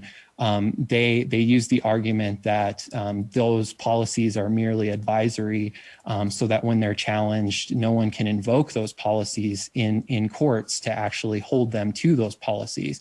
So it takes legislation directly, to give tribes the right to challenge the procedures, and gives them specific language to say, oh no, you actually were supposed to do this. It was included in the law. It's not just in your policy. You actually legally are obligated to follow these procedures. So I guess I'll conclude there. Thank you very much, Mr. Falk. So am I to assume that you are currently in litigation over this? Yes, we are. A final decision is anticipated in September or October. Okay, thank you. The legislature typically does not get involved in things that are currently being litigated, but we always want to be informed and know what's going on. But we're very careful not to insert ourselves or make changes that would give undue advantage to one side, to one litigant versus another. So we do appreciate the information, but this subcommittee and any committee of the legislature is always very wary when there's ongoing litigation. So I'll go ahead and open it up for questions from the committee members, knowing full well that this record will not reflect any opinion of the legislature to be used moving forward. So I'll go ahead. Yes, Mr. Falk? Yes. I just want to point out that if that's going to be the legislature's policy, there's Thacker Pass is the farthest in development, but there's 5 other mines that are in development within the McDermott caldera or just outside of. And those mines are being fast-tracked now. President Biden revoked the Trump-era secretarial order that fast-tracked things like lithium mining, but then a year later he turned around and is invoking a defense act that allows him to do the exact same thing. My point is that these mines are going to be up and running while there's going to be kind of constant litigation for the next few years against these mines. So if the state legislature is going to use that kind of just blanket refusal to legislate on these things, then all those mines are going to be in before any sort of law could help the tribes. So, Mr. Falk, maybe I didn't make myself perfectly clear, because you're talking about current litigation that's going on, asking us to propose legislation that would give undue advantage is one thing. Having a public policy discussion moving forward on how changes can be made so that Nevadans have a clearer and better voice as these things move forward would be different as those things materialize. That's a statement that we typically make when folks come to us to share information. Nothing against your client, your issue. We just have to make sure that the record is correct when there's ongoing litigation. We want to know about the problems and we want to address them in the future, but we also have to make sure that the record's correct on how we move forward. So it's not that the legislature does not want to take action, it's that just we have to be careful on how we move forward when we make these recommendations. Understood. Thank you very much. So with that, I'll open it up to the committee members. For the record, Clifford Banuelos, Intertribal Council, Nevada. Mr. Falk, you bring up an interesting point, which is the SHPO office and probably other state offices that are involved in the review of NEPA documents, like an environmental impact statement. And so I'm just wondering, because AB 264, which was the 2019 bill that mandated each division department of the state of Nevada consults with tribes, and perhaps policy-wise there could be language in there that addresses that the state agencies that are reviewing the NEPA documents engage the tribes during the review process before a record of decisions made. I think that could be beneficial. Do you think so?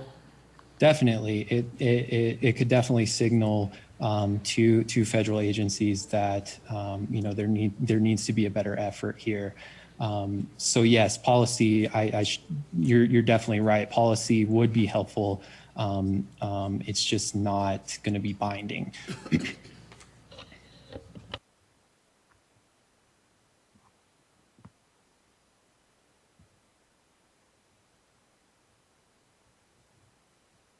So Ms. Hanson, did you have a question? Yes, thank you, Chair. Mr. Falk, I had a couple of questions. I represent this area, and I was curious. I've had some feedback from the Fort McDermott tribe, and I know you're representing Reno Sparks Indian Colony. Is that correct?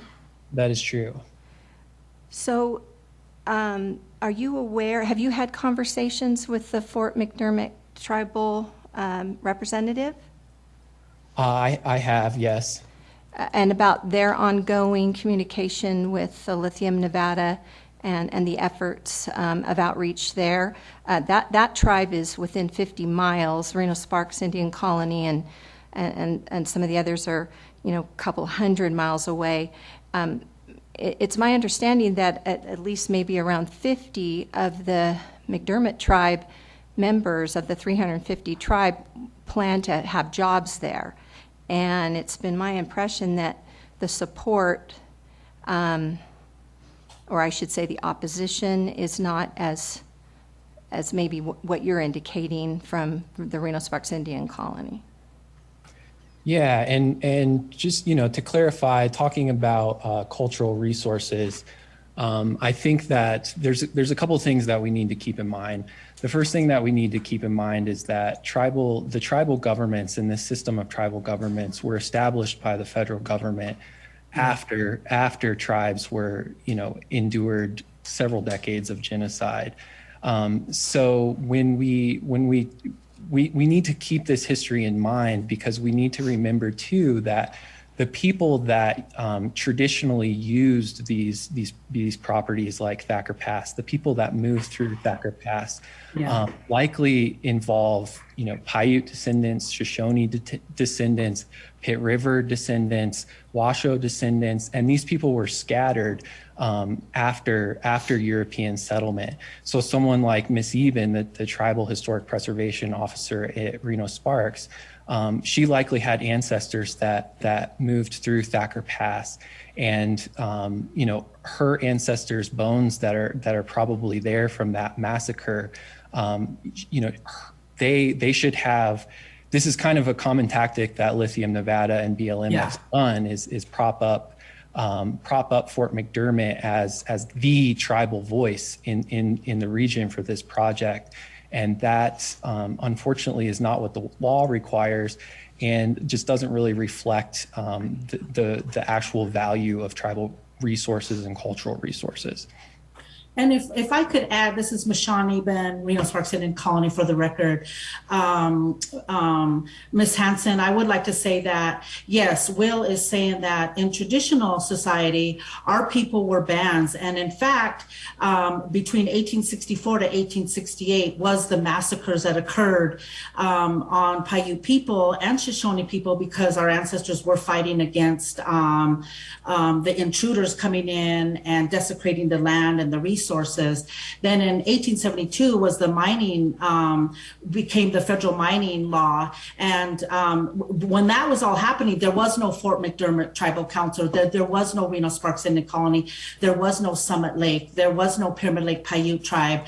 They weren't governments yet as they are today. And what Will is describing is that, yes, our ancestors were bands that were traveling all around this area. So just because one tribe is 50 miles away, that is all a colonization aspect at looking at projects in these areas. We were all individualized after the 1872 mining law came into play, because then we were all taken away, put prisoners of war, continued to be massacred, put away at these forts. And so I just kind of want to make that clear that there was no tribal governments when this was taking place in the late 1800s. Also, the Reno Sparks Indian Colony, we represent members and descendants of Paiute, Washoe, and Shoshone people.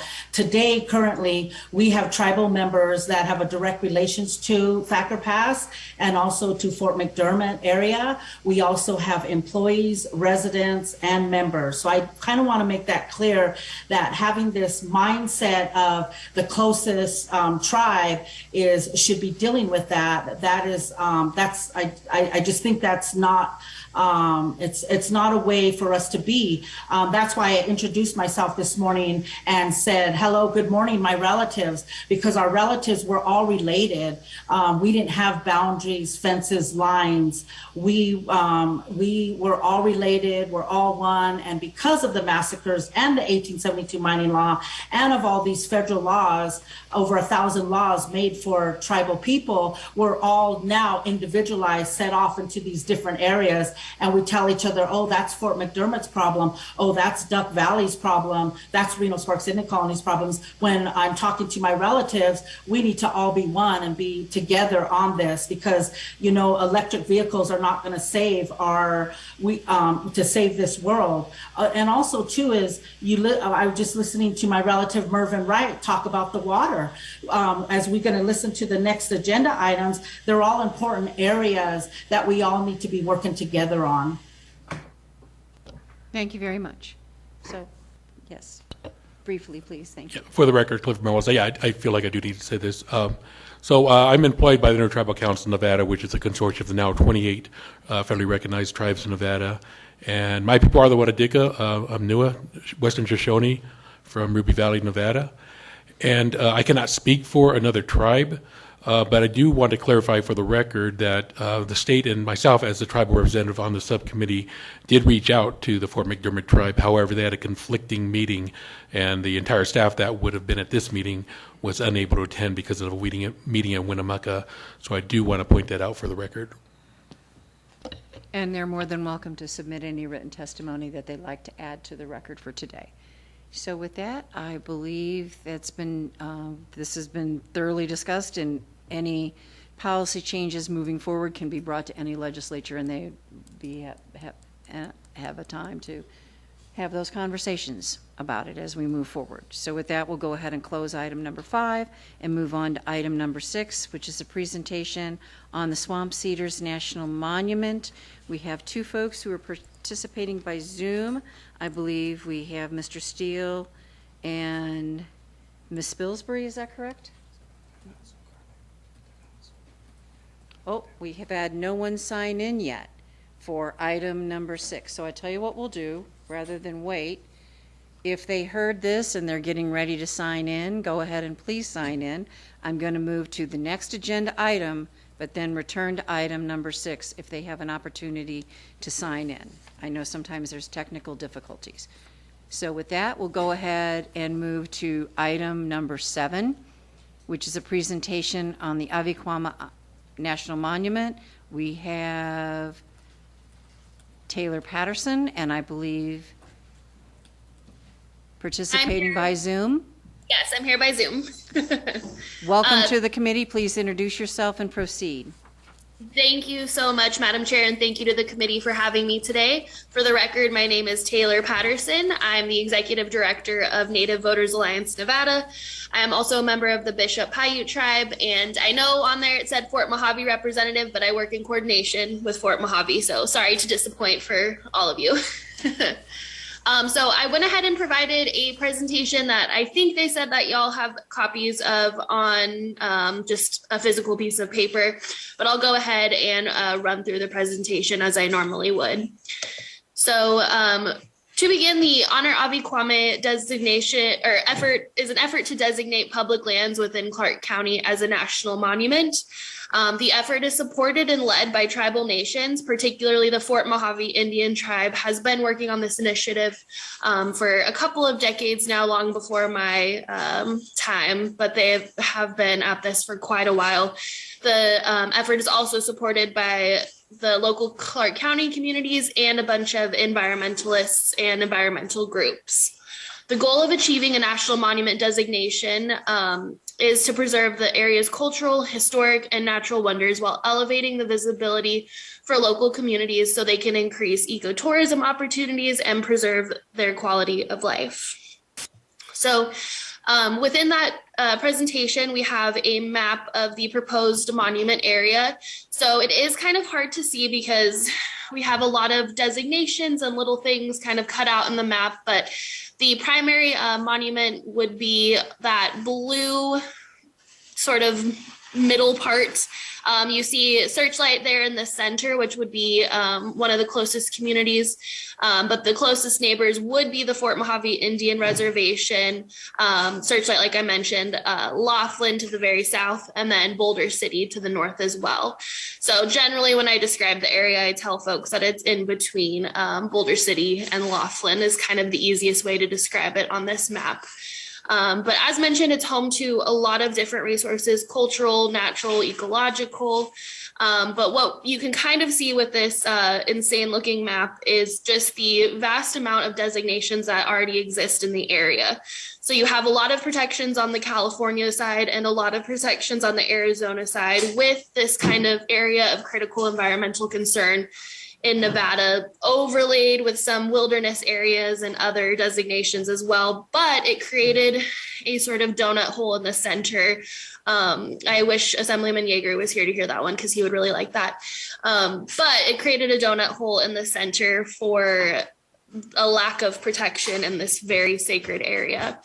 And so this boundary I'm actually really proud of because the Laughlin City Council had commented that it was one of the best processes they have ever had working with a coalition, just because the feedback that we have taken from a lot of different stakeholders and have really incorporated into this boundary. And it's tough. I asked one of our representatives from Fort Mojave, gosh, how often are you guys working in coordination with the city of Laughlin? And they kind of chuckled and said never. So it really is a coalition that is just so diverse in all of its stakeholders. And somehow we managed to come up with a boundary that fit everybody's needs and still allowed the communities surrounding it to grow, but also protected the natural resources and cultural resources within the national monument area. On the third slide, you guys see this big giant Joshua tree, and it is actually within that national monument area. It's the world's third largest Joshua tree, the first largest Joshua tree in Nevada. I think we may have been bumped up a little bit because there was some wildfires in California. So I would like an official recount because I think we have probably been bumped up a little bit on the list. But this is just a small glimpse of the wonders that exist within the National Monument area. And previously, the Fort Mojave Indian Tribe had worked to designate Spirit Mountain itself within the National Historic Places Registry. And so this is just a little bit how like national monuments get created, but I think as the state legislature, you guys kind of know that, hopefully anyways. So all of the different things within the area that it would preserve of course, Native American cultural sites, where the Avi-Kwame National Monument area is sacred to over a dozen human-speaking tribes. For the Fort Mojave Indian Tribe and the other human-speaking tribes, the Spirit Mountain area is sacred to them because it is the point of their creation story. It is where all of the life began for their tribe and where all of these tribes came out and began life. And it is also a very important part of their life cycle because all life will return to that area as well. And so this has been a place, I've been kind of entitling it as a cultural corridor because we had a lot of tribes in the very, very southern part of our state and in California and Arizona as well, moving through this area. And so we also had a lot of Southern Paiute tribes, the Nuwu people that were in this area as well, because it is a part of the traditional Salt Song Trail. And so much like the human creation stories, the Salt Song Trail holds a lot of the life cycle of the Southern Paiute people. It tells the stories of the traditional medicines of the area, the life cycle of a Paiute person. And so those cultural pieces are extraordinarily significant. And really, I've had a lot of discussions about this area, and I think it's hard for people to grasp that the cultural resource is the landscape itself. The landscape needs to stay intact for future generations of Indigenous people in the area, but of course that lends itself to a really beautiful landscape and also helps with the native plants and wildlife. And this is a big area for our desert tortoise and our bighorn sheep. That area of critical environmental concern is, of course, like home to a lot of migratory corridors as well that would be kind of looped into that national monument status.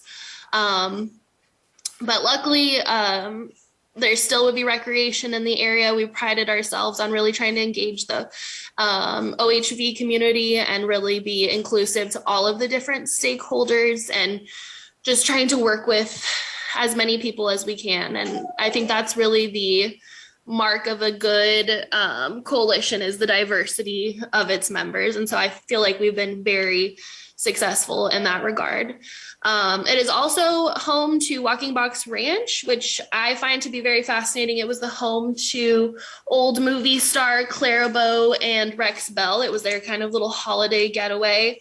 And so that is a preserved building. They have the Friends of Walking Box Ranch that hold events out there, and you can also still visit. As well, we also have the historic Mojave Trail and road out there as well that's been utilized since, I believe, the 1860s. So we have such a long history of just people in this area, both Indigenous and otherwise. And the Avi-Kwame National Monument would be able to preserve this. And so currently we've had marker bill legislation introduced by Congresswoman Dina Titus. And so that's kind of the beginning, but also towards the end of this process of designating a national monument. And we've really been engaging with the Department of the Interior and a lot of folks on this to try to move this project forward. So I'll go ahead and end the presentation there, keep it short, and open up for questions. Okay, thank you very much. And we see a long list of supporters in your presentation also. So that's always a positive sign. I had not realized until I looked at this map how large it actually was. I had it pictured differently in my mind. So with that, open it up for questions. Senator Gokachia. Thank you, Madam Chair. My question is, this is a big area, and we know there are private holdings in there. Do you have a percentage of how much of this is actually privately held? Thank you, Taylor Patterson, for the record. I do not have the numbers off of the top of my head. I can go ahead and submit that to the committee via email if that's appropriate, because it is 450,000 acres. So I want to make sure I have all my ducks in a row before I give you a number. And that would be fine. We always appreciate somebody saying, let me check on that to make sure I give you accurate data. So we do appreciate that. Any other questions, Senator? No, that's it. Thank you, Madam Chair. Okay. No, Ms. Hanson, none? Well, thank you very much for the presentation. I had forgotten that the ranch was actually out there within this, so thank you very much. Seeing no other questions, we'll go ahead and close this item. We'll go ahead and go back to item 6 to see if either of our presenters are available on Zoom right now. Do we have a Mr. Steele or Ms. Spilsbury on Zoom?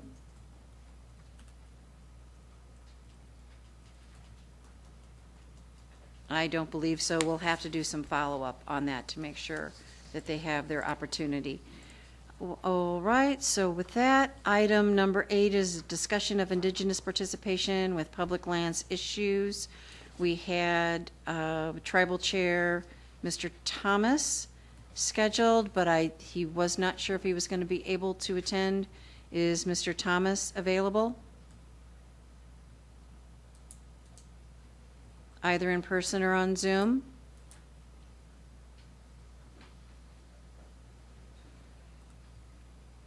No, we'll go ahead and move forward on that then. Nothing prohibits us from going back if someone does make it late. We know there are sometimes issues. So with that, our next item that is scheduled is item number 9, presentation on the Numu Nui, and if I say this wrong, I truly apologize, National Monument. We have Chair Tooney and the Tribal Preservation Officer, Ms. Shepard. Hi, thank you. Please introduce yourselves for the record and proceed.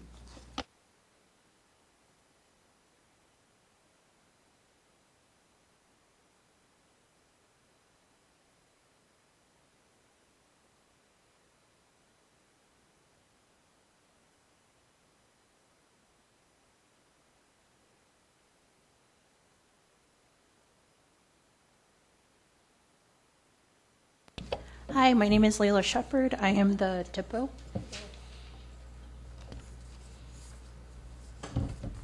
Okay.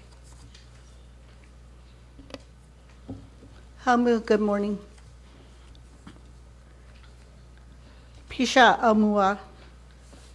Me, Kathy Williams Tooney, Nania Toy Taketa, Numa Nua, Fallon Paiute Shoshone tribe. My parents are Smokey and Betty Williams of the Fallon Paiute Shoshone tribe. I'm an elder, I'm a farmer, a rancher, a daughter, a parent, a wife. I grew up on the Fallon Paiute Shoshone Reservation back in the day when we had no power, no water. We had to haul our water from the community center. We had no power until we were I was probably in 2nd grade when we finally started to get power and water. So for me, we roamed these lands free for all our lives, not worrying about what was out there or danger. We hunted freely, deer, rabbits, duck. Our wetlands were flush. We had community rabbit drives, not only as the Mr. Wright and Ms. Shawn said, but as relatives, we had huge community rabbit drives out in those our whole ancestral lands, where we included a lot of our relatives from this area, Walker River, Reno Sparks.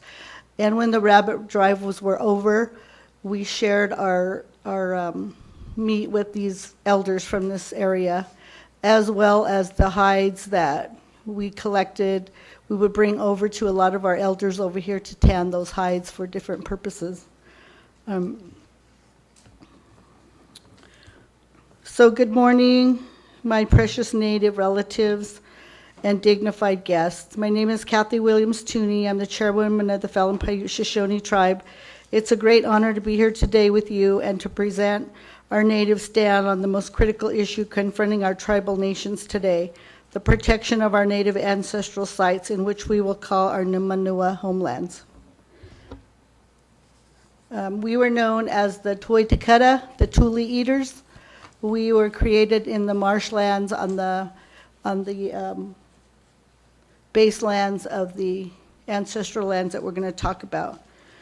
Today we're going to share just a little bit of the big picture of how important we as Tuitakata thrive to protect our ancestral homelands, not only for us, but for our entire Numanua nation. I hope that after our presentation you will feel the spiritual connection we have for our proposal we call Numanua Conservation Proposal, and come together as one to support the strong efforts we have in protecting our ancestral lands that we always call home. So, which one is it?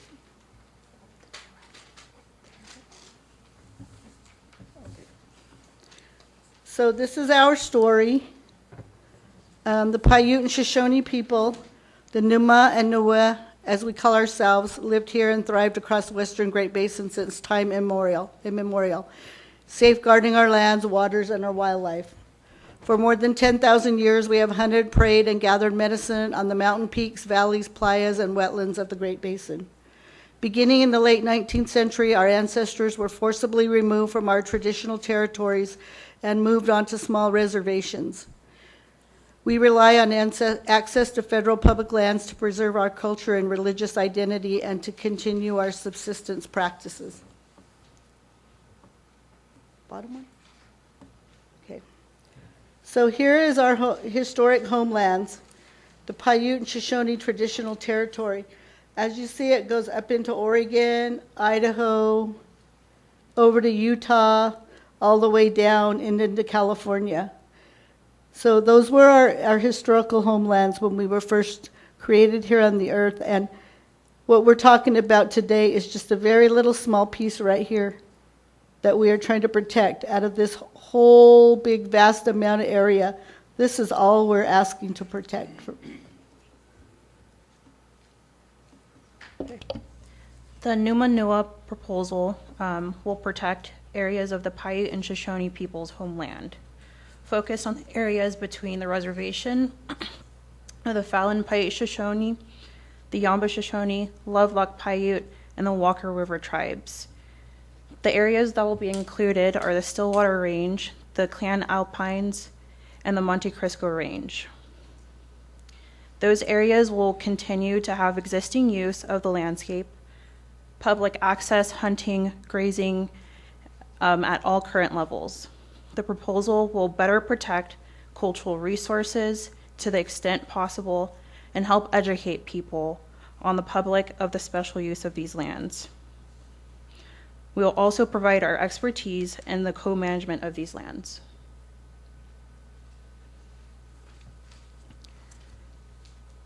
The Numanua Conservation Area is under threat from resource extraction, military training, vandalism, and looting. We believe that the earth was made perfectly by our Creator, and we are connected to the native ecosystem and the plants and animals that have always used to sustain us. For thousands of years, natives have traveled across the landscape on a seasonal bias. This means that the Numanua was home to widely distributed tribal ceremonial sites, medicine areas, and burials. It's deeply challenging to convey the importance of these cultural lands in today's terms, as many practices and ceremonies are private. This makes it hard to protect the special values of these lands without a broad designation.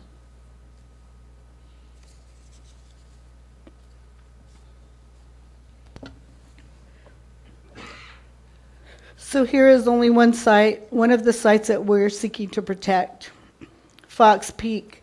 It's also known as Job's Peak. This is right here. And this is a picture that I took with my own little phone one day driving down Agency Road, and I looked aside, and that's what I saw. And that's one of the areas where there's houses on each side, there's a road, there's power poles, and this one little spot is where you can get that perfect all the time. And our little old trees that we use for firewood when we need to, when they grow old. So, and this is also the top of the Fox Peak.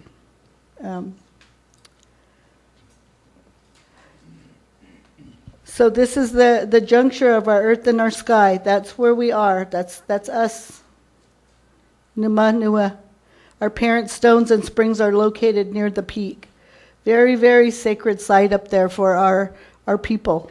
The peak, which rises from the Pine Net Mountains, also called the Stillwater Range. The mountains sustain traditional subsistence practices.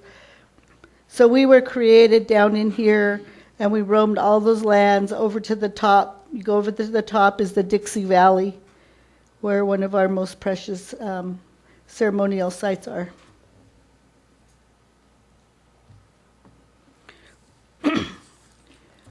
Grimes Point is also one of our other archaeological sites that we're seeking to protect.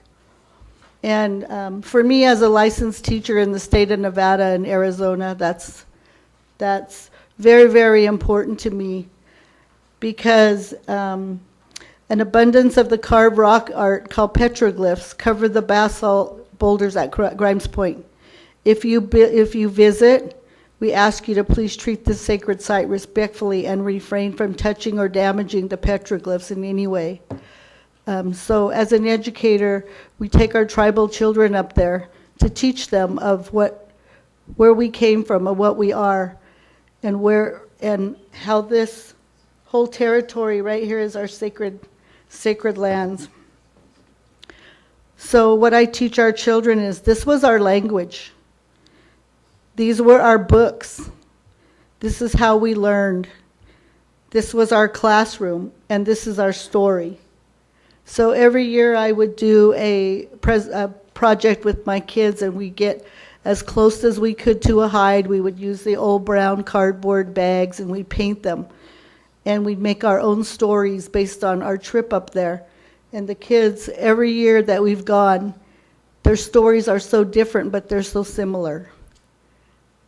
So when you look at a few of these rocks and you see a story, we might have taken kids 10 years ago, and we might have taken kids last year, and they still have that same similar story of where our people came from.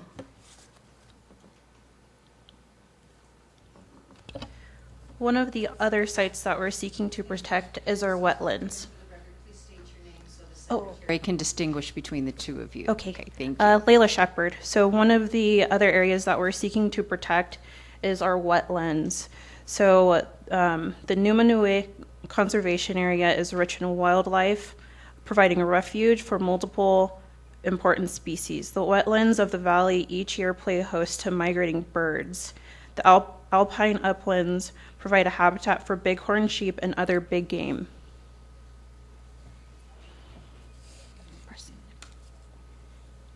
And this is Chairwoman Tooney. On our reservation, we have a wildlife refuge area that is nationally designated, and we keep very good care of it because we are one of the flyways for the migration.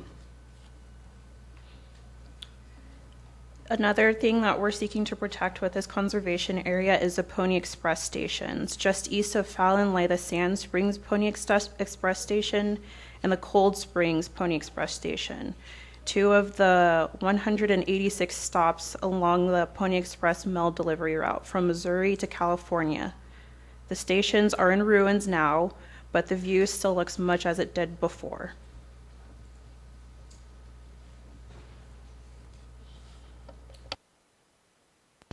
This is Chairwoman Tooney. So tribal co-management is very important to us. It is something that has not always been done, but as a tribal government, we want to be a team player to this. We want to be a decision maker. We want to also be a cordial partner in how to manage our lands. So the Fallon Paiute Shoshone Tribe is requesting a co-management arrangement with other local tribes, Bureau of Land Management, and other federal partners to support the management and care of Numanua. There are a number of policy tools that could protect Numanua. We are working with county, state, and federal partners on a path for legislative protections, like a national conservation area or a tribal cultural area. We also support President Biden using tools available, including national monument designation for Numanua to safeguard this important landscape. So rather than refusing any consultation, we want to be a part of it. In keeping with the Biden-Harris administration's goals and the trust responsibilities of the U.S. government, we envision co-stewardship involving a commission of regional tribes that informs management of Numanua. Okay. This is Chairwoman Tooney. So why protect Numanua? The potential destruction and loss of access to these sacred public lands is an existential threat to Paiute and Shoshone people. Here is a picture here of Sand Mountain. This is one of our very, very sacred ceremonial sites. As a child, I was taken there many times and told many different stories about the creation of Sand Mountain and how the Creator put Sand Mountain there and the purpose. This proposal will help accomplish President Biden's initiatives to conserve 30% of U.S. lands by 2030. Recognizing our history on these lands helps preserve and honor an important part of our region's and nation's history. Recognition and protection of these lands will benefit all people of Nevada. And I think the co-stewardship is very important because in order to maintain and protect these lands, it will allow for the diversity of people and interests to go out and utilize the Numanua site, but in conjunction with a co-stewardship plan so we can protect it. So in closing, just wanted to say that Numanua is meaning that we are one people. Our Shoshone and Paiute people, we are all one. Pisha'u. Thank you. Thank you very much. So with that, committee members, open it up for questions. Please go ahead. For the record, Clifford Manuelos, Intertribal Council, Nevada. Just a question. The Cottonwood Canyon nickel mine, it's a Lovelock mine, treasure rock type mine. I'm wondering the proximity in this area you're talking about by the Stillwater Range. Does it fall within that, or is it surrounded, or do you know the proximity of that mine to this area? What's it called? The Cottonwood Canyon mine, the nickel mine. And nickel is going to be a product used quite a bit with these new batteries.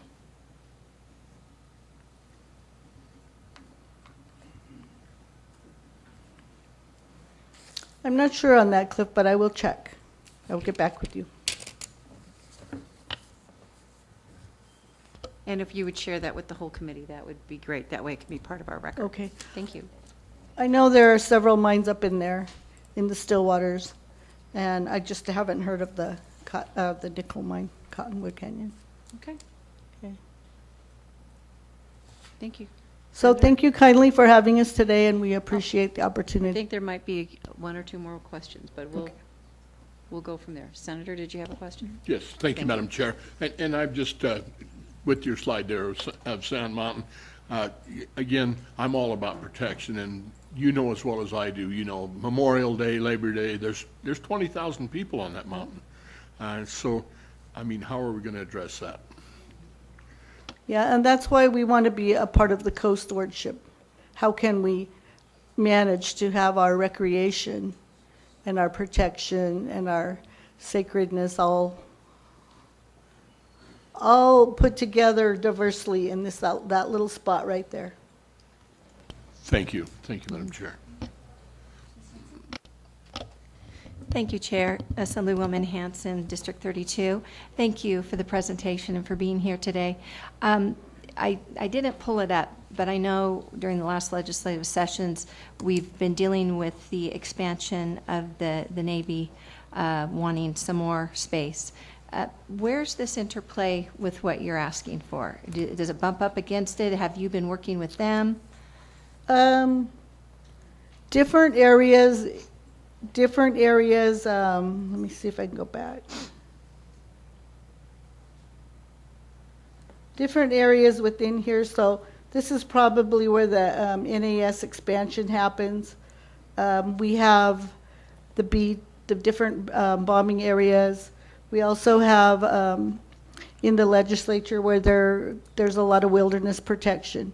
And this year, our team has been working closely with like we said, the Interior Department, the NAS, the military, the congressional people, to try to come up with we don't always want to say this word, but a compromise.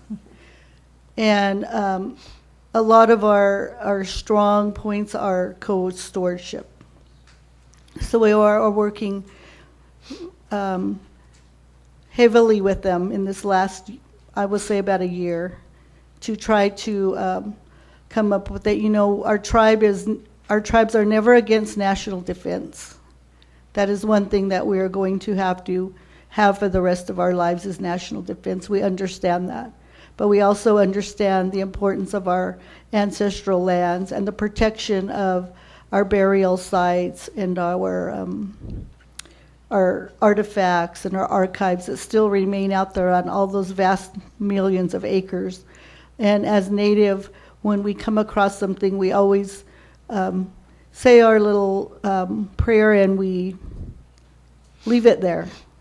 That's exactly what they were saying earlier about Arlington National Monument. We feel like we are that. We have all our burial sites all above those lands. And so with the NDAA, we are really striving really hard to be a team player and a co-steward, so we can co-steward these lands. Because we understand, you know, if we don't, we're going to be like we were back in the early 1900s, just moved. Yep. Thank you, and appreciate your goodwill. Thank you.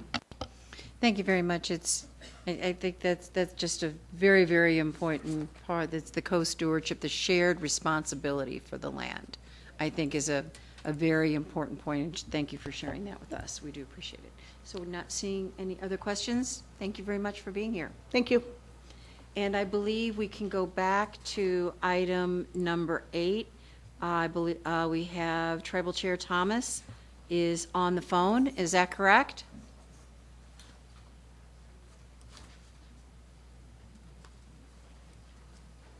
Do we have him?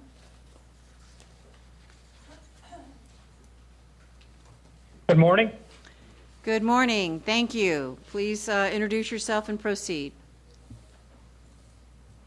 All right. My name is Brian Thomas. I'm the chairman of the Shoshone-Paiute tribes, and I don't know who all I'm speaking to. However, respectfully, I will acknowledge you folks. And I am here in Winnemucca, Nevada, in a dialogue meeting with the Nevada Gold, and that's where I'm at. And what, I don't want to be repetitive as I was told before, but we've been our tribes is located on the Duck Valley Indian Reservation, Idaho and Nevada, about 399,000 acres, and we do consultation with both Idaho and Nevada, BLM, Forest Service, Fish and Wildlife, and all the different government agencies. And, these are serious issues because we are constantly consulting. I mean, it's just sometimes it's all day with Nevada BLM or Idaho BLM, mainly Idaho, because of transmission lines coming into and out of Idaho and then coming into Nevada over to project from western Idaho going over to the Ely BLM conservation, BLM area. And our consultations are really in depth, and we do have a voice with them, and we always like to say more in the permitting process and the ability to agree or not agree to projects that run through federal lands across Nevada. And it's become a huge concern. You know, the tribes in the West have been disproportionately affected by the taking of public lands. You know, our treaties were consistently broken, and the federal government doesn't hold up to responsibilities it has for tribes. And that goes back to the cultural resources out there that's already been described earlier, and I don't want to be repetitive on that. But, you know, we are having to not fight, but work with and negotiate with it at the federal level for, you know, anything we can do to protect what we have out there under the Native American Graves Protection Act. And we want, you know, to have, you know,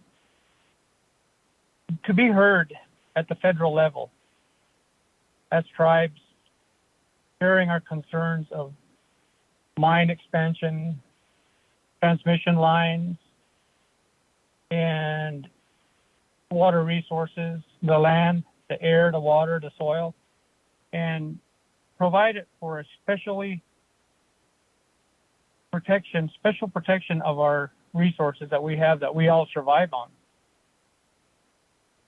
And going back to where, you know, our tribes are so remote, many tribes across Idaho and Nevada are really remote. Like we are 100 miles north and south of the nearest town, which is Elko, Nevada, and Mountain Home, Idaho. And many times we travel to these different locations with consultation with the BLM or the Forest Service, and we share the trips back and forth with them. And it's just, you know, like, for example, today it's a really high cost, and I would have been right there in Nixon, but looking at the fuel prices, there's no way I was going to go drive there. But I'm glad to get this opportunity to be heard over the phone. And we do have some concerns regarding a lot of concerns regarding the resources that is to be discussed in a government-to-government consultation, especially going back into the cultural resources. And in some of the plans, like 7.1.1, the cultural resource specialist, and this is for a transmission line from Boardman, Oregon, over into western Idaho, the Hemingway transmission line. It is huge, and you know, repatriation is not meant for our Native people. I've looked at repatriation and is more meant toward our servicemen that have passed on fighting for our freedom overseas. Bringing them back safely, their remains, that's kind of how I look at repatriation. Not our ancestors that have passed on and been laid to rest on BLM Forest Service managed lands. And that is really our hugest concern as we go into consultation. The remains and the government compliance with asking the tribes to remove the remains that were laid to rest long before statehood, back before territorial days. So that's where my voice comes from, as from the tribes. And going back to our, you know, talking about our remote location makes everything harder.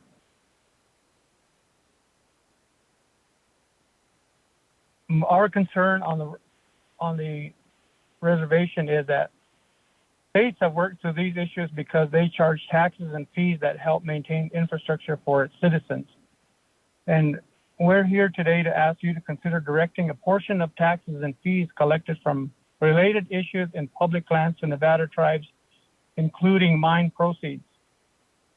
And the reason why I come to that is because I want to use an example. We are Oahe, Nevada. We have Oahe High School, Oahe Combined Schools on the reservation in Elko County. And it's the only school on a reservation that's managed by a county school district. And when we look at the numbers that are given out in Elko County for each student, we were more than likely for what amount of money that was spent there, it's about $6,000 per student for the Oahe combined schools. And then you go over to Wells, Harlan High School, Wells High School. They are per student, maybe roughly about $13,000 per student, the amount of money in the repairs and the infrastructure they have there. Our schools have inadequate heating. We don't even have central air. And that is the tribe's concern, is that we need more money from the federal government, the state, to manage our schools, to make a better school for our students, a place for them to learn. And, you know, I wish I was there in person. However, I couldn't make it. But there is a lot to discuss regarding the Native American Grave Protection Repatriation Act, that plan of action, and also the inadvertent discovery remains on federal lands. That's mainly our concern from the reservation, because we do have a good working relationship with the federal agencies, and we like to be heard at the state level, especially on this mining tax and also taxes on the federal managed lands. And I appreciate the time, and I want to thank you very much. And if you have any questions, I can possibly answer those questions. And thank you very much. This is Assemblywoman Carlton. I chair this particular subcommittee. So thank you for participating by phone, and we don't have to talk about the price of gas. I think that's kind of just, we know where that is. So we're glad you're able to participate. So if you could maybe expand on the Repatriation Act. This committee really doesn't have jurisdiction over the dollars and getting it to schools, things like that. It'll be part of the record. We can have a conversation about it, but it's not something that this committee can actually tackle. But as far as the public lands issues where they interface with your tribe and the Repatriation Act, if you could expand on that a little bit so I understand it a bit better. Okay, for example, we're doing a consultation with Idaho, okay, and coming into Idaho on a huge transmission line, which is more than 300 miles long from Oregon. I do not really know the details about the Nevada cultural resources specialists, the monitors that are on the ground. That's what we are asking for, is to have monitors within the contract to be on the ground. However, in some of the wording in the Title 36 Code of Federal Regulations 61 point is that they must have at least 5 years experience of archaeological resource mitigation and field experience, and at least 3 years of experience in a decision-making capacity, cultural resources. Our people know more about our ancestors and many places where they have been they've been buried. And there's a lot to discuss regarding their repatriation. You know, the roles and responsibilities of each tribal members, and how they see it. And, you know, there's a lot to be discussed regarding that. And, you know, some of our tribal monitors have have attended a training program and been certified. And it goes back to the ground disturbance. You know, there's so much ground disturbance out there that you're looking at possibly on the transmission lines as maybe a 24 by, 15 to 20 feet deep for these huge transmission lines. And if there's any kind of inadvertent discovery, everything has to cease and desist, stop. And that's where we need our cultural monitors, so we could have an honest report as to what's been found out there to protect the resources that were left behind by our ancestors. Thank you very much. I have a better understanding of it right now, so we'll take a look at that and see how that fits into the jurisdiction of this committee and what the possibilities on that might be. So I do have a question from Assemblywoman Hanson. Thank you, Chair. And did I get it right? It's Chair Thompson? Is that whom I'm speaking with? Thomas, I'm sorry. Yeah, Brian Thomas.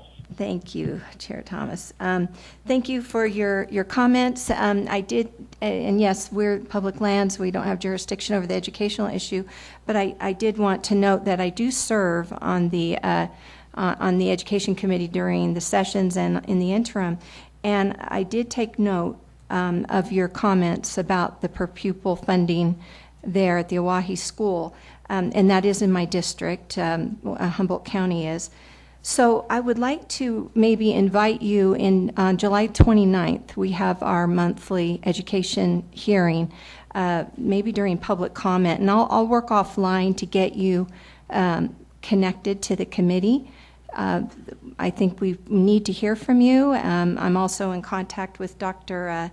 Jensen, the superintendent of schools in Humboldt County. So I just wanted you to know that I heard your comments and your concerns. I share them. Those are not numbers that I've been familiar with. So I will, even though this is public lands, I appreciate you addressing that so I could get wind of it, and wanted to assure you that I'll make sure that we reach out in some capacity to have future dialogue about that. So thank you for taking the time to come in to Winnemucca and connect with us. Your input's really important for us. Thank you. Thank you. Senator Gogochia, did you have a question? No, I don't think so. No? No other questions? All right. I knew you had a question. Thank you, Madam Chair.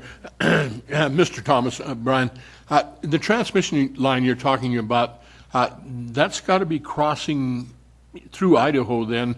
I'm not aware of one coming down through Oahe, although when we get a little farther east, we do have that SWIP line coming down. Is that right, or is that Southwest Intertie going to come through along through there, the reservation? No, it'll be the one from Boardman to Hemingway will come into the Oahe County, into Oahe County, the county itself, over in western Idaho. So that's probably about 30 miles of transmission line. And there's another transmission line coming out of Magic Valley that's be going to Ely, which will be going across federal lands through Idaho and then also into Nevada. And we have been consulting with the Twin Falls BLM, and we need to meet with the Ely BLM as well, because that is our ancestral, the Shoshone-Paiute ancestral land, and other tribes also. Yes, thank you. I'm aware of the SWIP line, the one that's coming from Magic Valley to Robinson Sub, but I didn't know about the other one.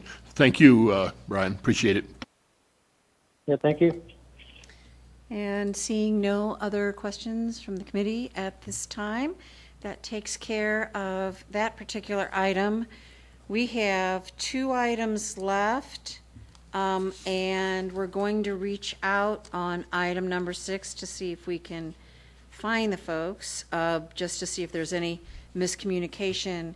So we're going to take a break. There is lunch in the room next to us for the committee members and staff. Can everybody grab a quick sandwich, and let's be back in here in about 20 minutes, if that's possible, so that we can keep moving. But this will give staff time to reach out to that other group to see if they can still participate today. So we'll give them a call to see if we can get them involved again. So with that, we will be in recess till about 12:05, reality probably 12:10.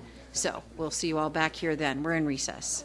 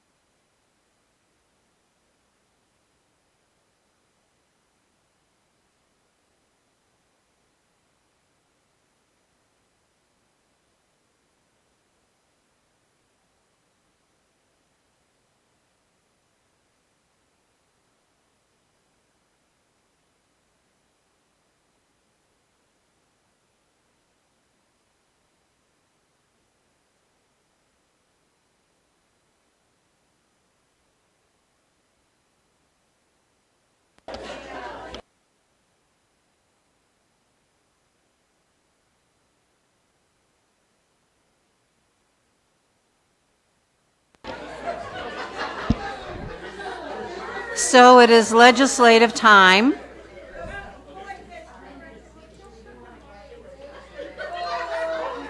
If we were clocking in for a living, we'd almost get docked, so, but not quite.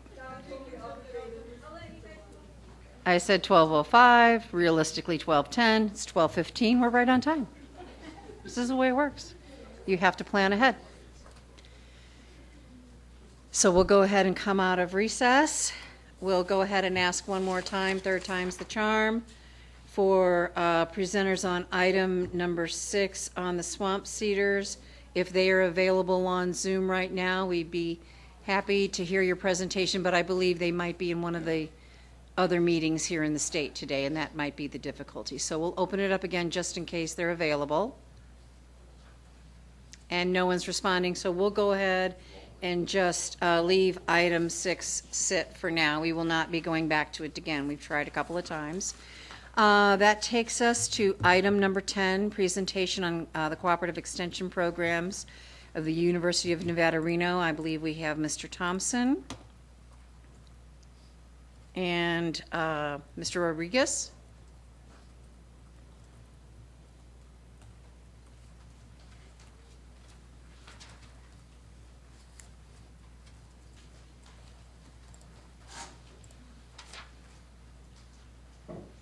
Welcome, gentlemen, to the committee. Please introduce yourself for the record, and if we get into conversation, if you would identify yourself every time for the secretary for the minutes. We appreciate that, so please introduce yourself and proceed. There we go. Thank you, Madam Chair.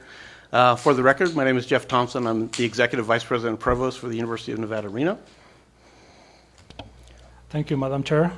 For the record, my name is Alejandro Andrade Rodriguez, and I am an assistant professor of water and irrigation management with the University of Nevada, Reno. So I want to thank you, Madam Chair, and the members of the Interim Committee on Public Lands for this opportunity to present to you. I'd also like to thank the Pyramid Lake Paiute tribe for hosting this meeting on their lands. The University of Nevada, Reno brought a large team with us today. I want to do a couple quick introductions. We have with us Daphne Hooper, who's the Director of Indigenous Relations for the university, and also Professor Stacy M., who's one of our extension educators. So I want to thank them both for being here.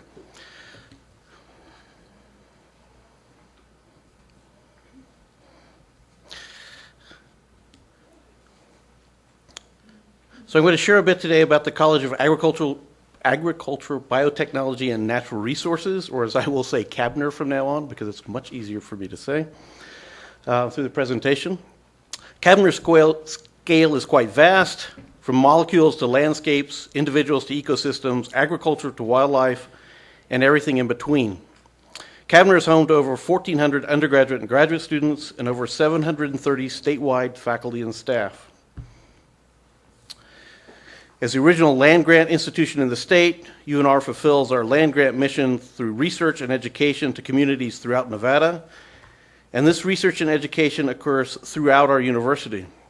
We're proud to do this work through our over 20 extension campuses and 10 experiment station facilities statewide. From a university perspective, extension is our premier outreach arm into our communities. Through a unique federal, state, county partnership, Extension presents research-based knowledge to address critical community needs. From horticulture to business development, community vitality to youth development, Extension's programs are built around life, offering timely, practical education for communities. As you are likely aware, agriculture is Nevada's largest single industry and 85% of our state. As an external research unit of the college, Experiment Station maintains a network of field stations throughout the state, providing researchers with different environments they can experiment on larger scale while supporting needs of Nevada's communities in a variety of ways. One of our most prominent research facilities is the Desert Farming Initiative, or DFI. And if you haven't visited DFI, I would like to invite you all to come see this wonderful, that's all right, this wonderful facility. This is a 5-acre farm located in Reno adjacent to the UNR campus. This farm produces over 90 varieties of fruit and vegetables, along with 15 to 20 tons of produce annually for wholesale distribution to campus farm stands, farmers markets, and local pantries, including our very own Pack Provisions campus food pantry. Experiment Station, along with Extension, collaborates with stakeholders from around the state to work on issues surrounding food systems and food insecurity through this and other work.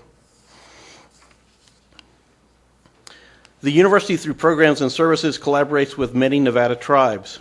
Extension, in particular, through the federally recognized Tribal Extension Program, provides direct education through UNR-employed community outreach specialists on 3 Nevada reservations: Pyramid Lake Paiute Tribe, Duck Valley, and Walker River reservations. Extension provides programming and education opportunities for youth and adults on the reservation and connects the tribes to opportunities both federally and at the state level. Earlier this summer, Extension hosted our first college prep camp for American Indian and Alaska Native students at our very own state 4-H camp in Lake Tahoe. The camp was a success with over 19 students attending from across the state and beyond. This fall, Cavalry will host the university's first house for Native American students in Reno, right off Valley Road. We anticipate being able to house approximately 7 students at this house that will provide them an opportunity to connect with each other and ease the burden a bit from increasing rental prices in the Reno area.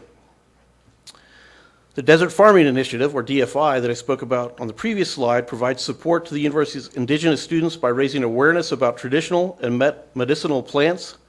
That includes propagating a range of native plants, designing plantings, and supporting related internships.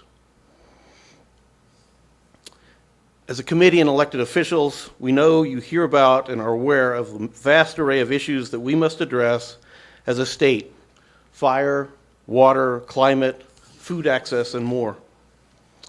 The university and cabinet stand ready to provide you and your colleagues with science-based information to best inform these decisions.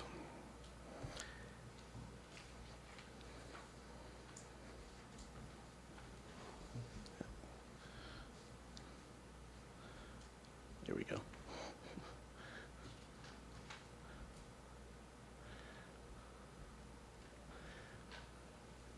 Well, now that Andrew, now we get to your slides. You've got backup coming. Hold on. Thank you.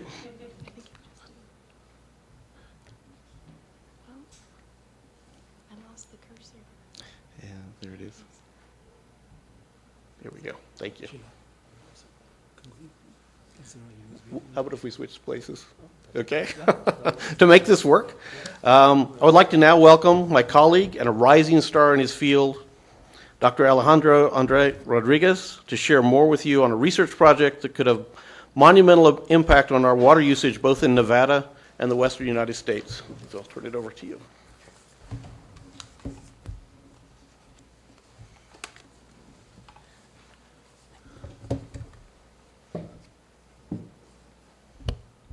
Thank you, Provost Thompson, and I want to thank the members of the Subcommittee on Public Lands for giving me the opportunity of sharing with you my research today. So I will talk to you today about a research project where we are assessing the effects of deficit irrigation on alfalfa grown in Nevada. Before I start, I would like to acknowledge my collaborators in this work, my graduate students who are here with us today, Uriel Cholula Rivera and Diego Quintero Puentes, and also Dr. Juan Solomon, who is an associate professor of forage science with UNR. So we are in Nevada, that happens to be the most arid state in the country, and because of this, water is the most important natural resource that we have. And irrigated agriculture consumes the majority of the water in the world and also in Nevada.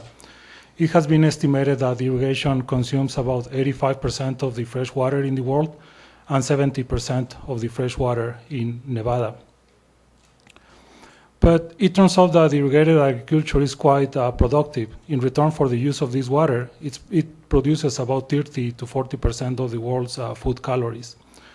In the case of Nevada, if we want to get any significant production from the crops that we produce here, because of the very little rainfall that we receive and the arid conditions in the state, we are forced to use irrigation. There is no other way. Now, alfalfa is the most important crop in the state in terms of the economic production that the economic benefit that we receive from the crop, but also because it occupies about 40% of the land that it's irrigated in the state. So if we want to conserve water while still being able to support the economy of our rural communities, it is very important that we find answers to the following question. How can we use less water to produce alfalfa without causing a significant reduction in yield? In this project, we are evaluating the response of 2 alfalfa varieties to deficit irrigation. Deficit irrigation, like the name implies, is the practice of producing a crop without meeting its full water demands that the crop will have in order to achieve an optimum development and a maximum yield. Now, the reason why we are interested in studying deficit irrigation is because our farmers and ranchers are being forced to reduce the amount of water that they use for irrigation. So by studying deficit irrigation, we can provide some answers to them to questions as, for example, if I am forced to reduce my irrigations in 30%, how is that going to affect the yield that I obtain? Or is there a particular alfalfa variety that may be better fitted for productions in cases where I am forced to reduce my irrigations? So we identified 2 alfalfa varieties that we expected that we're going to have very different water and consumption patterns. The first, it's a drought-tolerant variety. It's marketed as such, as being drought-tolerant. The second variety is marketed as being highly productive, but in order to maintain a high production, it also requires a substantial amount of water. So we subjected these 2 alfalfa varieties to 3 irrigation treatments. The first is called full irrigation. We are basically providing all the water that the 2 varieties require in order to achieve an optimum development and maximum yield. So that was our control. And then we had 2 deficit irrigation treatments. A mild deficit irrigation, where we applied 80% of the irrigation amounts that were applied for full irrigation, and then a moderate deficit irrigation, where we applied 60% of the water that we applied to the full irrigation plots. The questions that we want to answer with this research are mainly 2. 1, is the drought alfalfa variety a better choice than the highly productive variety under water limiting conditions? And 2, is there a significant loss of yield caused by the mild and the moderate deficit irrigation treatments? And here is a picture of our plots. We established this in the fall of 2020. They are located in the Valley Road Experiment Station near UNR main campus in Reno. And as you can see, these are the fully irrigated plots. They are represented by the 100%. HP stands for highly productive and DT for drought tolerant. And there is a significant difference between these fully irrigated plots and the plots that receive the moderate deficit irrigation treatment of 60%. So you can see there the effect of the water stress and how that is affecting the development of the crop. But please note that you don't see that significant difference between the plots that receive the mild deficit irrigation treatment. So the idea behind deficit irrigation is, okay, we are not providing all the water that the crop needs in order to achieve an optimum yield, but we are still providing a reduced amount of water that it's forcing the crop to be more efficient with the water that it uses, and that way we can still obtain some acceptable production from it.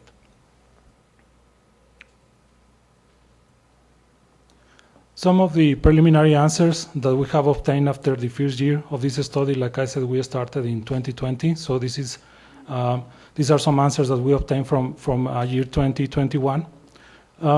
First, regarding to the question of whether the drought-tolerant variety was a better option, we found no significant effect of the alfalfa variety on yield. What this means is that basically the drought-tolerant variety and the highly productive variety, they both obtain about the same yield, under the full irrigation treatment. They also obtain about the same yield under the mild deficit irrigation and about the same yield under the moderate deficit irrigation, which is a little surprising. We were expecting, at least during the first, to start seeing some differences, but one thing that I should mention is that this is only 1 year of data.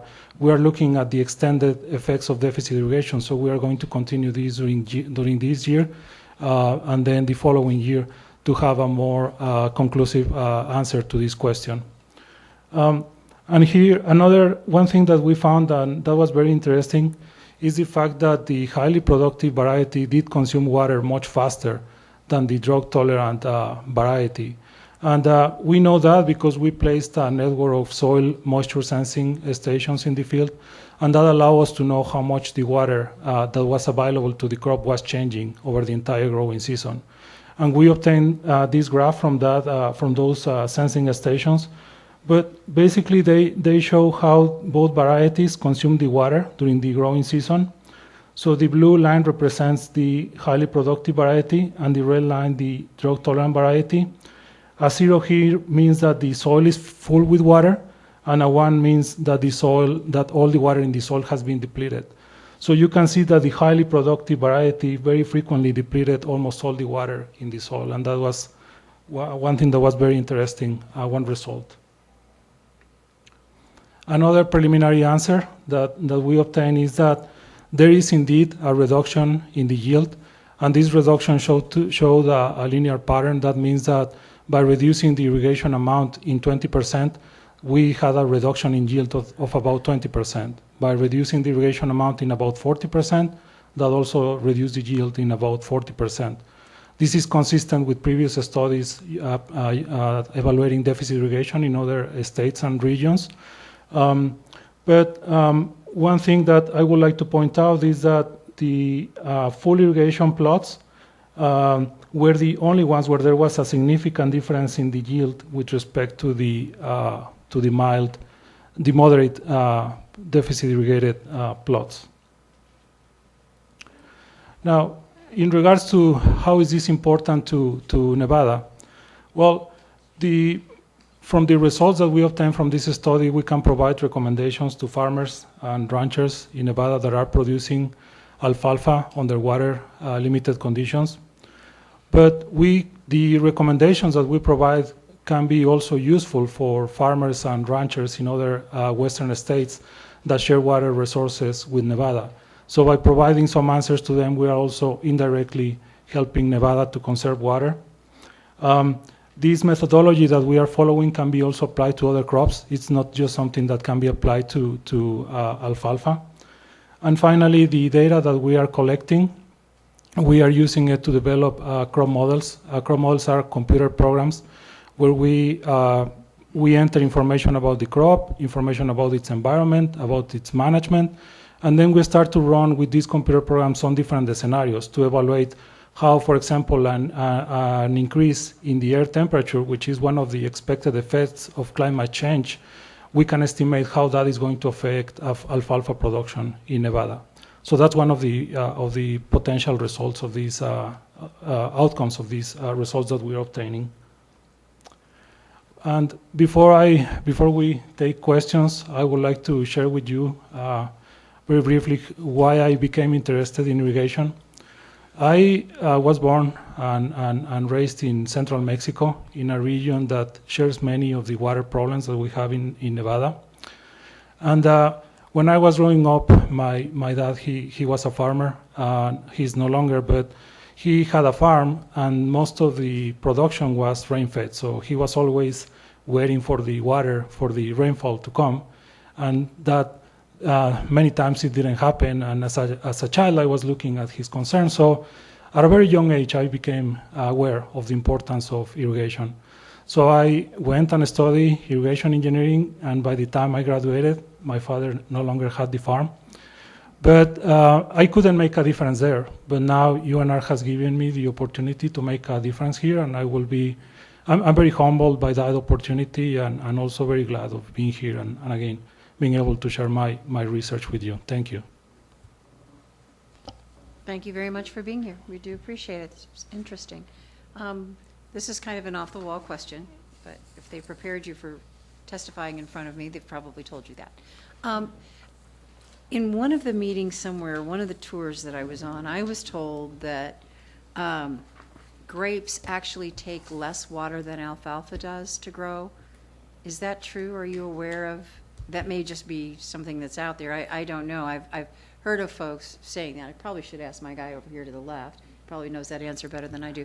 But I had heard that, and I was just wondering if it was actually true. Thank you for the question, Madam Chair. That is correct. In general, alfalfa actually has this reputation for being a crop that consumes a lot of water in comparison with other crops. But one thing that alfalfa has, and I must say in its defense, is that you get, in Nevada, you get 4 cuts.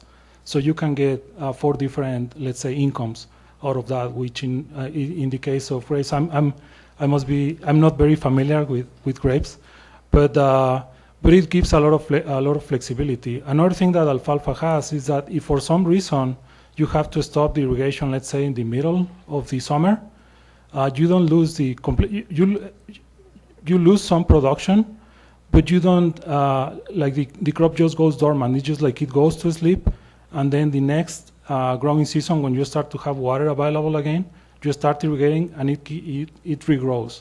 So that's one thing that makes it a very interesting option, I will say, for situations when you are required to, you don't have any more water available, let's say at some point during your growing season. Thank you. I think that was one of the discussions when we were talking about having wineries in the state of Nevada in the middle of a desert. So thank you very much. I appreciate that. So, drink wine instead of milk, right? well, we're not going to go there. It's a public meeting. So I'm sure, Senator Gokachia, did you have any questions? He's our expert on this, so I think he's taken. Assemblywoman Hanson. Thank you, Chair. Assemblywoman Hanson, District 32 for the record. Thank you both for being here, and your story is inspiring. Thank you for coming here and sharing this research with us. Actually, if it wouldn't be inappropriate, could we have your students wave their hands so we could see who they are? Thank you for being here. I'm very intrigued by this. Of course, we live and represent a state that's so arid, and water's always at the top of our concerns. And having a lot of ag in my district, so my question is, when you talk about drought-tolerant or highly productive varieties, do we know on the end result how is that on the market? Is it in Nevada, we're very proud that we have some of the best alfalfa hay. You know, it goes to Texas, it goes to great horse farms, and so we know that our alfalfa product is a very valuable product. Is it affecting the quality in any regard? Do we have any feedback from the buyers how it compares, or is it the exact same variety, just different watering techniques? Thank you for the question, Assemblywoman Hansen. So we, unfortunately, I didn't want it to extend too much this presentation, but we are also analyzing quality in addition to yield. And what we are finding is that there was no significant effect as well in the quality. But again, this is just the first year of results. We expect to see the extended effect also of deficit irrigation. And we are actually conducting a very similar study in Fallon to have also some results under different soil conditions, also under a different irrigation system. And then we are starting a new experiment as well, where we are also using a drought-tolerant variety and a highly productive variety, but different types of varieties. These are actually commercially available varieties. But we selected them because we expected to see that difference that I showed in terms of how the highly productive consumed water just much faster. It was just very hard to keep up with the water demands that it had. Great, thank you. And we'll look forward to some of those results on the quality. One last question for you is, how long has this project, how long have you been doing the research? I think you might have mentioned it, but just refresh my memory. So for the record, I'm Alejandro Andrade. We started this project in the fall of 2020. I started my position as an assistant professor with UNR in January 2020. Thank you. Thank you very much. Not seeing any other questions. Thank you for being here. Are we gonna, can I ask Dr. Johnson or Thompson Sure. a question? Sorry. Actually, I had a question for you, Dr. Thompson. In the great work that the College of Ag does at the university, we're going to have a presentation, I think maybe next, on some of the species of plants that we worry about being endangered in Nevada. Does the Ag Department study any of the plant communities and involved in maybe giving any information on designation of endangered species in Nevada? Thank you for your question. So for the record, Jeff Thompson, the University of Nevada, Reno. So across CABNR and other units in our university, we have many experts on arid lands and species in the arid lands along the Great Basin is one of our focus areas. Although we do not work directly on listing, we do look at identifying, surveying, and also doing the genetics associated with species. So we do provide science for making decisions, but we're not directly involved in decision making. Thank you very much. Seeing no other questions, thank you for being here today. Thank you very much. It's very interesting. Thank you. So with that, we can go to item number 11 is a presentation on endangered species. Mr. Donnelly is presenting via Zoom. Mr. Donnelly, are you available? Yes, I am, Chair. Please introduce yourself and proceed. Thank you, Madam Chair. I'm Patrick Donnelly. I'm Great Basin Director with the Center for Biological Diversity. I'm going to be presenting off of my PowerPoint today, which you should have in your packet, so I'll be referring to slides. I couldn't be there in person today due to a health issue, but I'm grateful for the virtual option. So today I want to talk about endangered species issues in Nevada and some legislative fixes that could contribute to improved and streamlined management of imperiled species in Nevada. I'm going to go through some of the background slides pretty quickly because I want to focus my time on the legislative proposals. But in sum, biodiversity, so the complete assemblage of plants and animals, fungi and microbes that make up the variety of life on Earth, that is what gives us clean air to breathe and clean water to drink. It's what put food on our plates and what puts shelter over our heads. Biodiversity is essential for humans' continued existence. And right now we're in a global extinction crisis that's been called the sixth mass extinction, looking back over history. And the UN has said there are more than 1 million species at risk of extinction currently. This is on slide 2. Moving to slide 3. The primary law that governs endangered species in this country is the Federal Endangered Species Act of 1973. And in that law, it declared the national policy of the United States is to prevent extinction. So we don't let species go extinct in this country. And as a result, the Federal Endangered Species Act is perhaps the most powerful conservation law in the world. And notably, it gives primary jurisdiction over federally listed species, that is, species that are listed as threatened or endangered, to the federal government. Now, this has been a source of tension over the years. By default, plants and animals are managed by states. However, the Federal Endangered Species Act gives that jurisdiction to the government when a species is listed.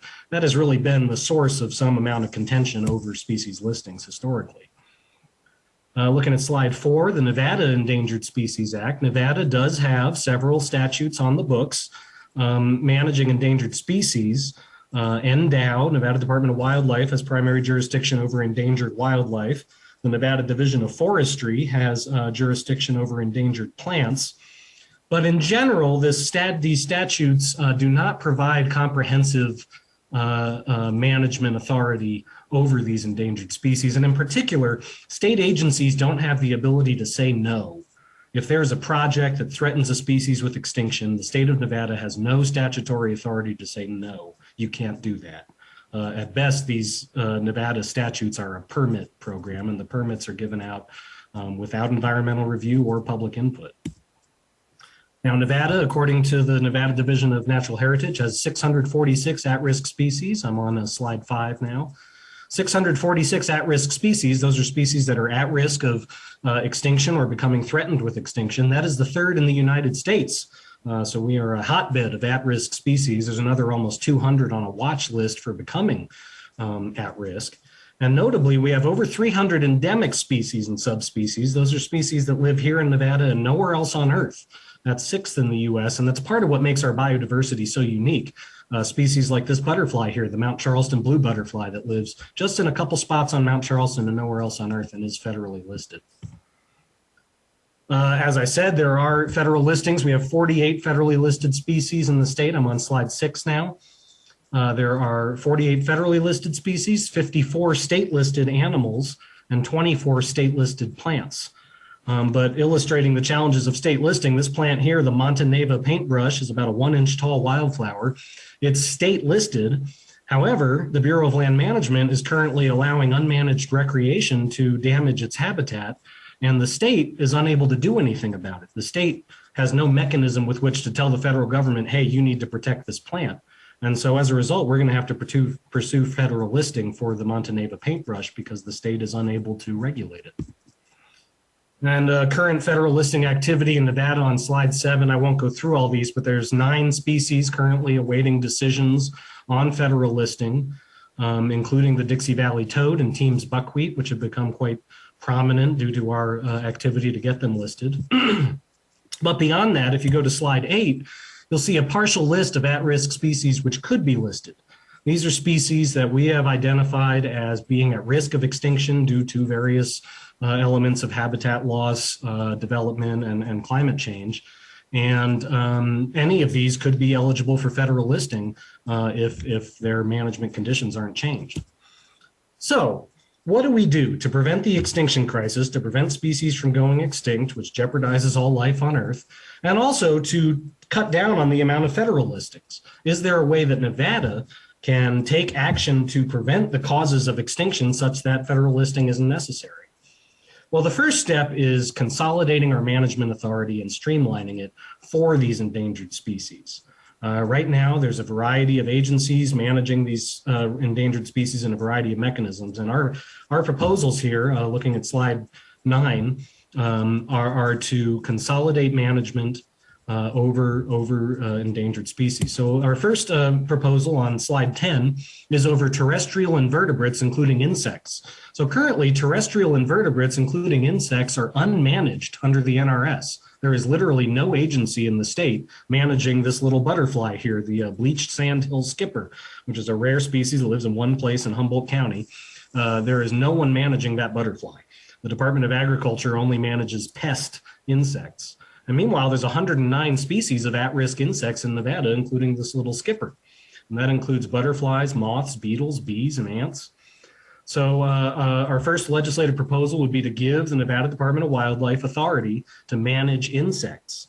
This would also include ensuring they have budget for at least one entomologist, a scientist, to help manage those insects. But ultimately, if NDOW doesn't have management authority over insects, they can't take the conservation actions necessary to prevent Federal Endangered Species Act listing. So this one's kind of a prerequisite for management of species in this state. Our second proposal has to do with rare and endangered plant management. We're on slide 11 now. Per the NRS 527, state endangered plants are managed by the Division of Forestry, and that's kind of an anachronism from a sort of old set of environmental policies that date back many decades. You know, the primary duty of the Nevada Division of Forestry is wildfire response, prevention, and rehabilitation. I mean, they are the agency that stands between this state burning to the ground. We need NDF completely focused on forestry, and in particular on fire suppression and management. You know, NDF's management of endangered plants is kind of tacked on to their responsibilities. It's not their primary responsibility. And there was sort of a illustration of why this is problematic 2 summers ago. You know, you'll recall the summer of 2020, we had truly apocalyptic wildfires across northern Nevada. But in the meantime, we were petitioning the state to protect Team's buckwheat, a rare plant. and KCKC, the state fire warden and forester, who has ultimate responsibility over fire in this state, spent half that summer conducting hearings about a rare plant and going out to do field visits at Rhyolite Ridge. God bless her. She put her heart into managing that plant, but ultimately it was taking her away from managing the worst wildfire season in Nevada history. So to me, that really said, we need to get these protected plants under the jurisdiction of an agency whose primary job is to manage biodiversity. That is the Nevada Department of Wildlife. Nevada has 288 species of at-risk plants and 91 species on the watch list. The only way to prevent federal listing of these species is through active management and protections. Moving to slide 12. 43 states overall manage rare plants. 65% of those states have the Department of Wildlife, or the same agency as the Wildlife Agency, managing those rare plants. Only in 4 states, including Nevada, does the Department of Forestry manage rare plants. Now, this may seem really arcane, but ultimately, we need an agency focused on managing these rare plants, preventing their extinction, and preventing the need for federal listing. So our proposed legislation is to transfer management authority over endangered plants to NDOW. Additionally, to expand that authority to include unprotected but rare or vulnerable plants. Right now, no one is managing non-listed plants to prevent their becoming endangered. Creating that authority for NDOW and transferring the management authority over endangered plants to NDOW will help consolidate the management of endangered species and should create renewed focus on preventing the extinction or endangered listing of those species. Moving to slide 13, I'm going to go over this very quickly. There's an idea that the Division of Natural Heritage could also go along with being moved to NDOW because Natural Heritage basically curates data about biodiversity. I've heard a lot of pushback on this proposal from many corners, so I think we'll skip that one for now. But ultimately, moving to slide 14, we need to overhaul the Nevada Endangered Species Act. And this is not a legislative proposal we're making at the moment because we're just not ready yet. But currently, NESA is ineffective at preventing species from going extinct or becoming federally listed. It's not subject to public participation requirements. It has no teeth. There's no ability for citizens or the courts to compel agencies to protect species.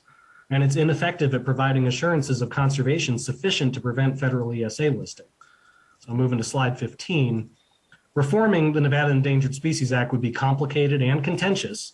However, failing to reform it will mean more federal Endangered Species Act listings. So our recommendation here, once we do all the previous suggestions and streamline the management of endangered species, would be to convene a working group or a study for Nevada Endangered Species Act reform.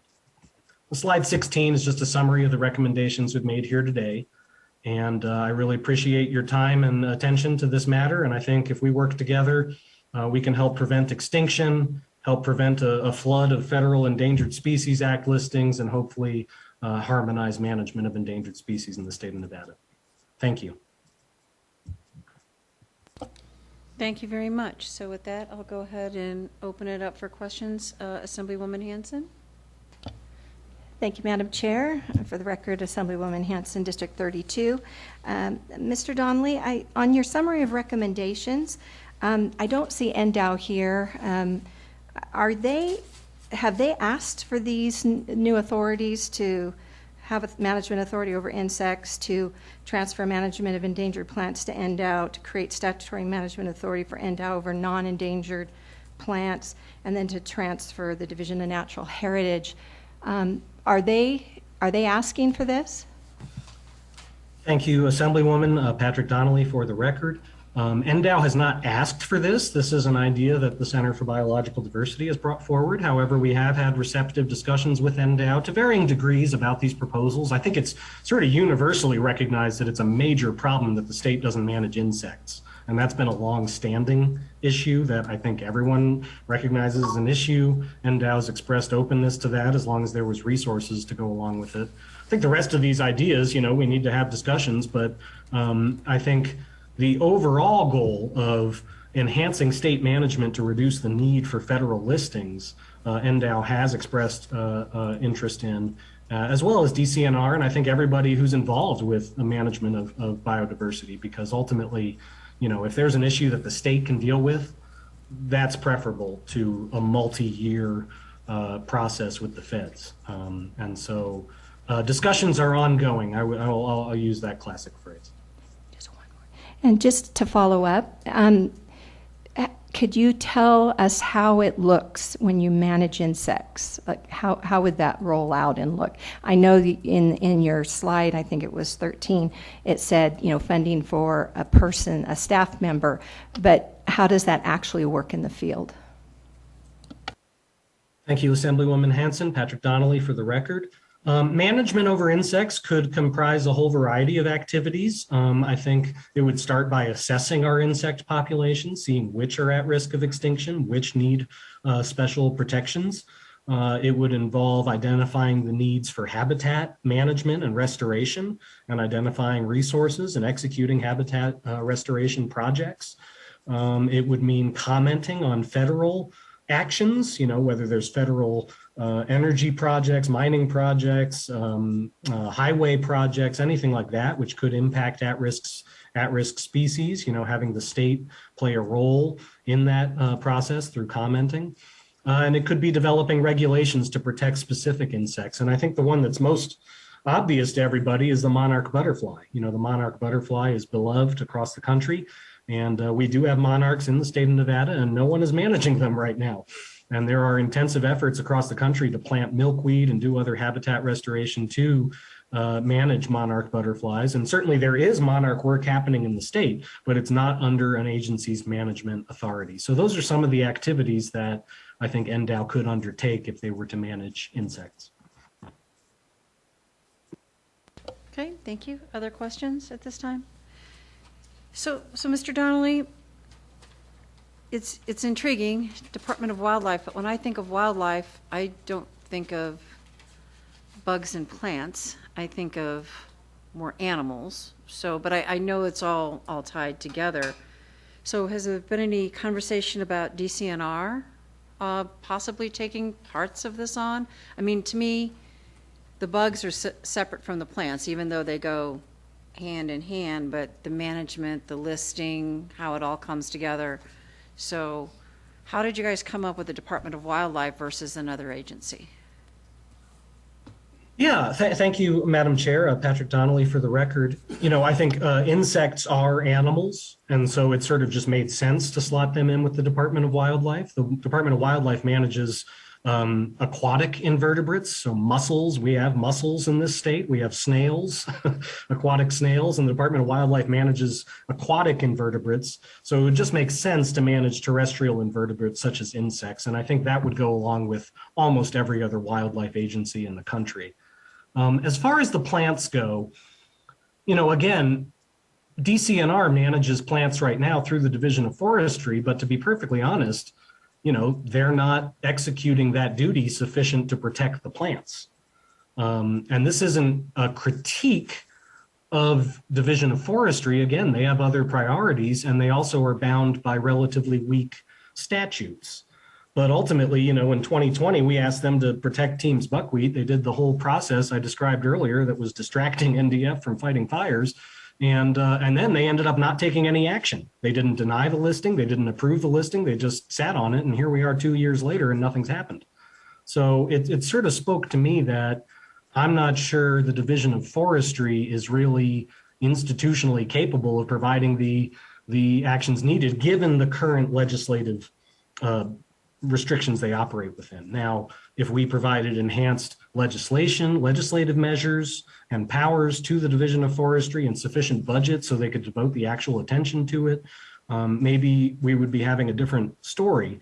But I think as it stands, you hate to bring up California because someone's going to criticize you for it, but the California Department of Fish and Wildlife is the gold standard for biodiversity management in this country, and they manage plants and I think have a very robust plant management program. And as I said, that's true. It's 65% of states who do manage rare plants do so through their Department of Wildlife. Doesn't mean DCNR couldn't do it, but I think given our existing regulatory structure, it would make the most sense, be most harmonious to be at the Department of Wildlife. Okay, thank you. So not seeing any other questions from any other committee members. Thank you very much, Mr. Donnelly, for being with us today and participating on Zoom. We appreciate that. Thank you. So I believe our last item for today is another round of public comment. So we'll invite those here in the room to come forward for public comment. Please keep your comments within the 3-minute window. Doesn't mean you have to use the whole 3 minutes. And we'll go from there. And be sure to state your name for the record. So please proceed. Thank you. My name is Dominique Etchegoyen. I am one of 2 deputy directors for the Nevada Department of Conservation and Natural Resources. I understand this is public comment, so I'll keep my comments short. I did, however, want to clarify a couple of issues that came up and were addressed in this most recent presentation by Mr. Donnelly. And indeed, there are complexities with endangered species and protected species in the state of Nevada.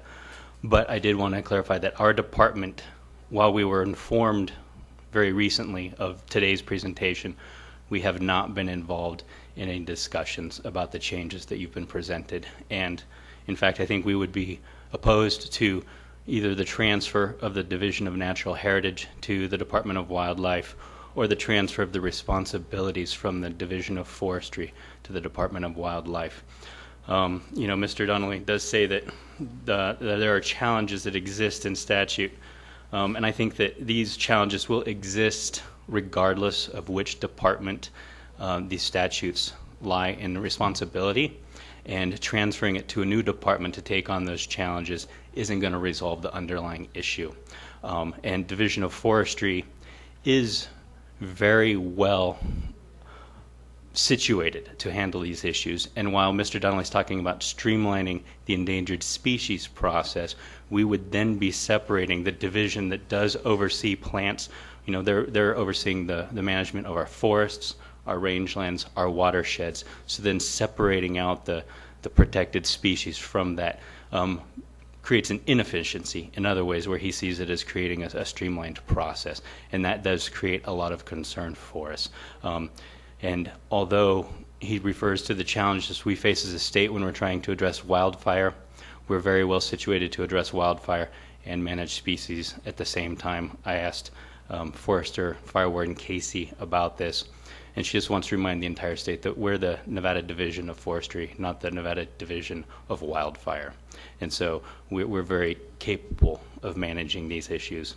And same with, it doesn't sound like there's a proposal to transfer the Division of Natural Heritage, but in speaking with that division administrator, they would like to remain within the Department of Conservation and Natural Resources as well.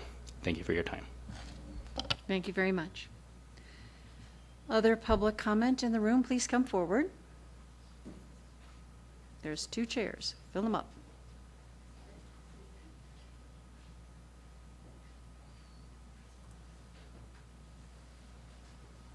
State your name for the record and proceed. Good afternoon, I'm Crystal Miller.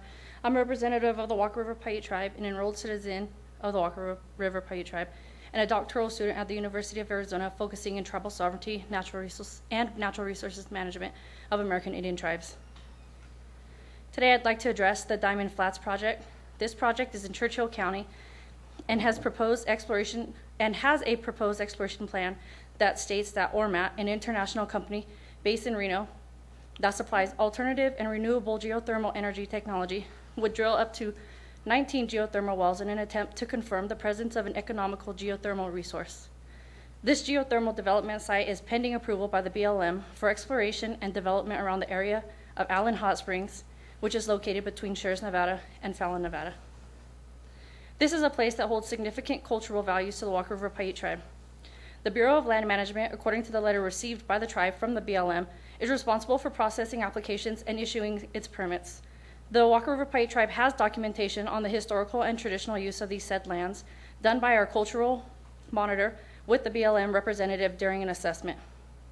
This area has served the Walker River Paiute Tribe as a healing area for thousands of years, so noted by the many archaeological resources and petroglyph sites in the area for ceremonial, medicinal, healing, and other cultural uses. The National Historic Preservation Act Section 106 requires BLM and developers to consider the potential impact to historic properties where cultural significance may be present. We have drafted, as a community and the Walker River Paiute Tribal Council, a resolution to position ourselves and the tribe in opposition to this approval. The Walker River Paiute Tribe has not gone into formal consultation regarding this permit as required by Executive Order 13175, which was passed on November 6, 2000. This requires government-to-government consultation and coordination with the Indian tribal governments. The Executive Order also mandates the mandatory consultation with tribal governments on issues that directly impact the tribes.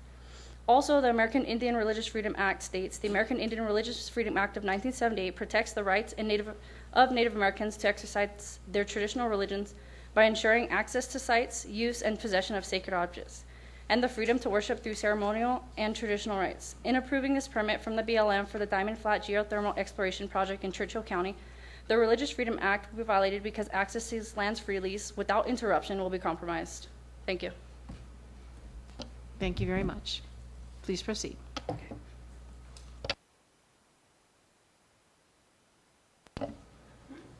Good afternoon. My name is Taylor McMasters. I'm with the Walker River Paiute Tribe, intern at Water Resources. There are 2 House and Senate campaign bills that have been introduced to the advanced tribal management of public lands and to improve the protection and sacred and cultural sites, the Advancing Tribal Party and Public Land Act and the Tribal Cultural Area Protection Act.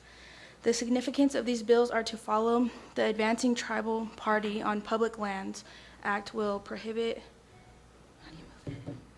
the sale of public land containing a tribal cultural site where a tribal nation retains a treaty or other reserved rights or that contains a former reservation. Authorize tribal governments to acquire public lands for public purposes. Increase tribal constellations in public land use planning. Requires the consideration of the presence of cultural sites and fulfillment of treaty obligations in federal land decisions, requiring existing public land advisory boards to include at least 1 tribal representative. For the Tribal Cultural Area System Act, it will establish a national tribal cultural area system to designate public lands with cultural significant sites. Tribal cultural areas would be managed to preserve their cultural values while allowing for traditional tribal cultural use. Direct public land management agencies to identify potential tribal cultural areas. Provide authority to tribal nations in management of tribal cultural areas. Tribes and tribal people are being asked to stand together in support of this landmark legislation. We are asking the House Committee on Natural Resources to pass these bills. Tribes are having to fight for cultural sites and to retain them across the country. It's not just us fighting for cultural and healing areas. Thank you. Thank you very much. Anyone else wishing to make public comment here in the chamber today?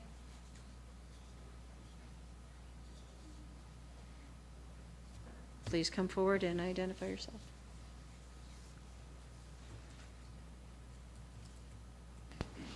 Hello, I'm Stacy Montooth. I'm a citizen of the Walker River Paiute Nation, and I'm the executive director of the Nevada Indian Commission. I just wanted to say thank you. I want to thank the people of the Pyramid Lake Paiute Nation. Thank you for being such gracious hosts. I want to thank Chair Davis for her amazing leadership. I want to thank Jan. Any kind of a meeting has so many moving parts, but when you do it remotely, that is especially challenging. I want to thank today's Nevada leaders, the committee. It seems to me there was a lot of good discussion. It really seems like you all are listening hard and asking a lot of questions. And as the executive director of an agency which is charged with improving the quality of life for our 27 tribal nations, bands, colonies, and the 62,000 urban Indians that now make Nevada their second home, I am really grateful. You know, all of our different communities have individual songs, individual creation stories. We eat different foods. However, we're all bonded to the land, and the focus of your committee is absolutely vital to the core of our existence. So on behalf of the Nevada Indian Commission, thank you to everyone involved in today's meeting. I look forward and and we'll take on the challenge. I'd love to have this committee go to the other 27 tribal nations, their reservations for the foreseeable future. So, Pisha, thank you very much. And thank you. Hopefully the committees in the future will, I believe this is the first time we've done this. We'll take it on through each interim to go out and visit and discuss. We love going on field trips, so that works out great. So are there any other comments from the audience today? Not seeing anything else. Thank you all very much for participating, those who've come near and far. We are adjourned.